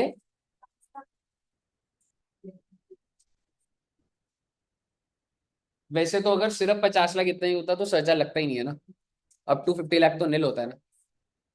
इस केस में इसलिए लग रहा है क्योंकि टोटल आपका 10.5 हो रहा है ना, तो इसलिए वो 15% सर्चा लगा रहा है। अब लास्ट केस को हटा दो, छोड़ो इसको, मैं कहता हूँ आज वही नहीं आएगा ठीक है। तो इनकम आएंगे और डिटेल्स नहीं उसके पास। अनएक्सप्लेन्ड कैश क्रेडिट और वो जो है, हाँ वो देख लियो एक बार, वो भेजी है ना मैंने, जनरली बता देता हूँ। हाँ 78% इफेक्टिव, 60% प्लस 25% प्लस उसका 4%, unexplained cash credit, unexplained investments और वो मैं दोबारा देखूंगा, उसको दोबारा रीफॉरवर्ड कर देना ग्रुप पे। मैंने देखी थी पर वो देख लेना, वो पॉइंट भी ना आ जाता है कभी कभी। ध्यान नहीं दिया उसको। हाँ ठीक है, बताइए क्या बोल रहे हो क्लियर आप है। अभी? सर आप ये क्या पॉइंट बोल रहे हो क्रेडिट वाला? एक मैंने वीडियो भेजी थी अनएक्सप्लेन्ड, ये अमेंडमेंट का नहीं है, ठीक है, लेकिन एक वीडियो मैंने भेजी थी जिसमें कि अनएक्सप्लेन्ड कैश क्रेडिट और investments, any entry in the books, तो उस पर फ्लैट 60% टैक्स लग जाता है। सर ये कहाँ पे आपने भेजी है? मैं एक सेकंड बच्चे, मैं ग्रुप पे डाल दूंगा।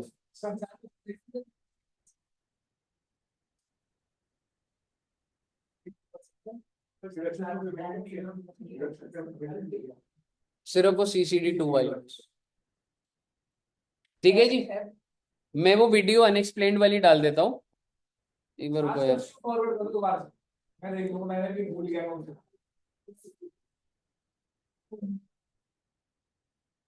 ये मिल गया मुझे। तो बच्चों अगर मैं आपको सही मायने में बोलूं, ये जो अमेंडमेंट जैसे करा ना आपने, इसको नोट डाउन कर लेना एक पेपर में, लास्ट डे ना जब जा रहे होते हैं पेपर देने जा रहे हैं, तो ये पॉइंट्स देखने बड़े जरूरी होते हैं, ठीक है। हाँ तो एक जगह लिख लेना इसको। सर क्या लगता है हॉट टॉपिक क्या है इसमें?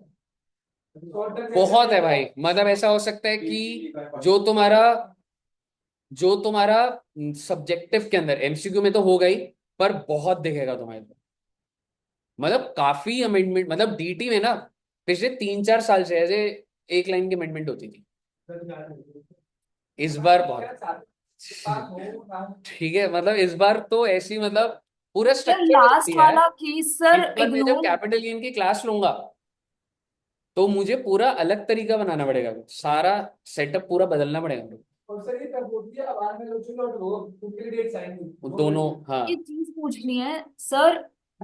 हाँ जी बच्चे। सर जो लास्ट केस सरचार्ज वाला है वो अगर आ गया तो हम क्या करें मतलब उसमें?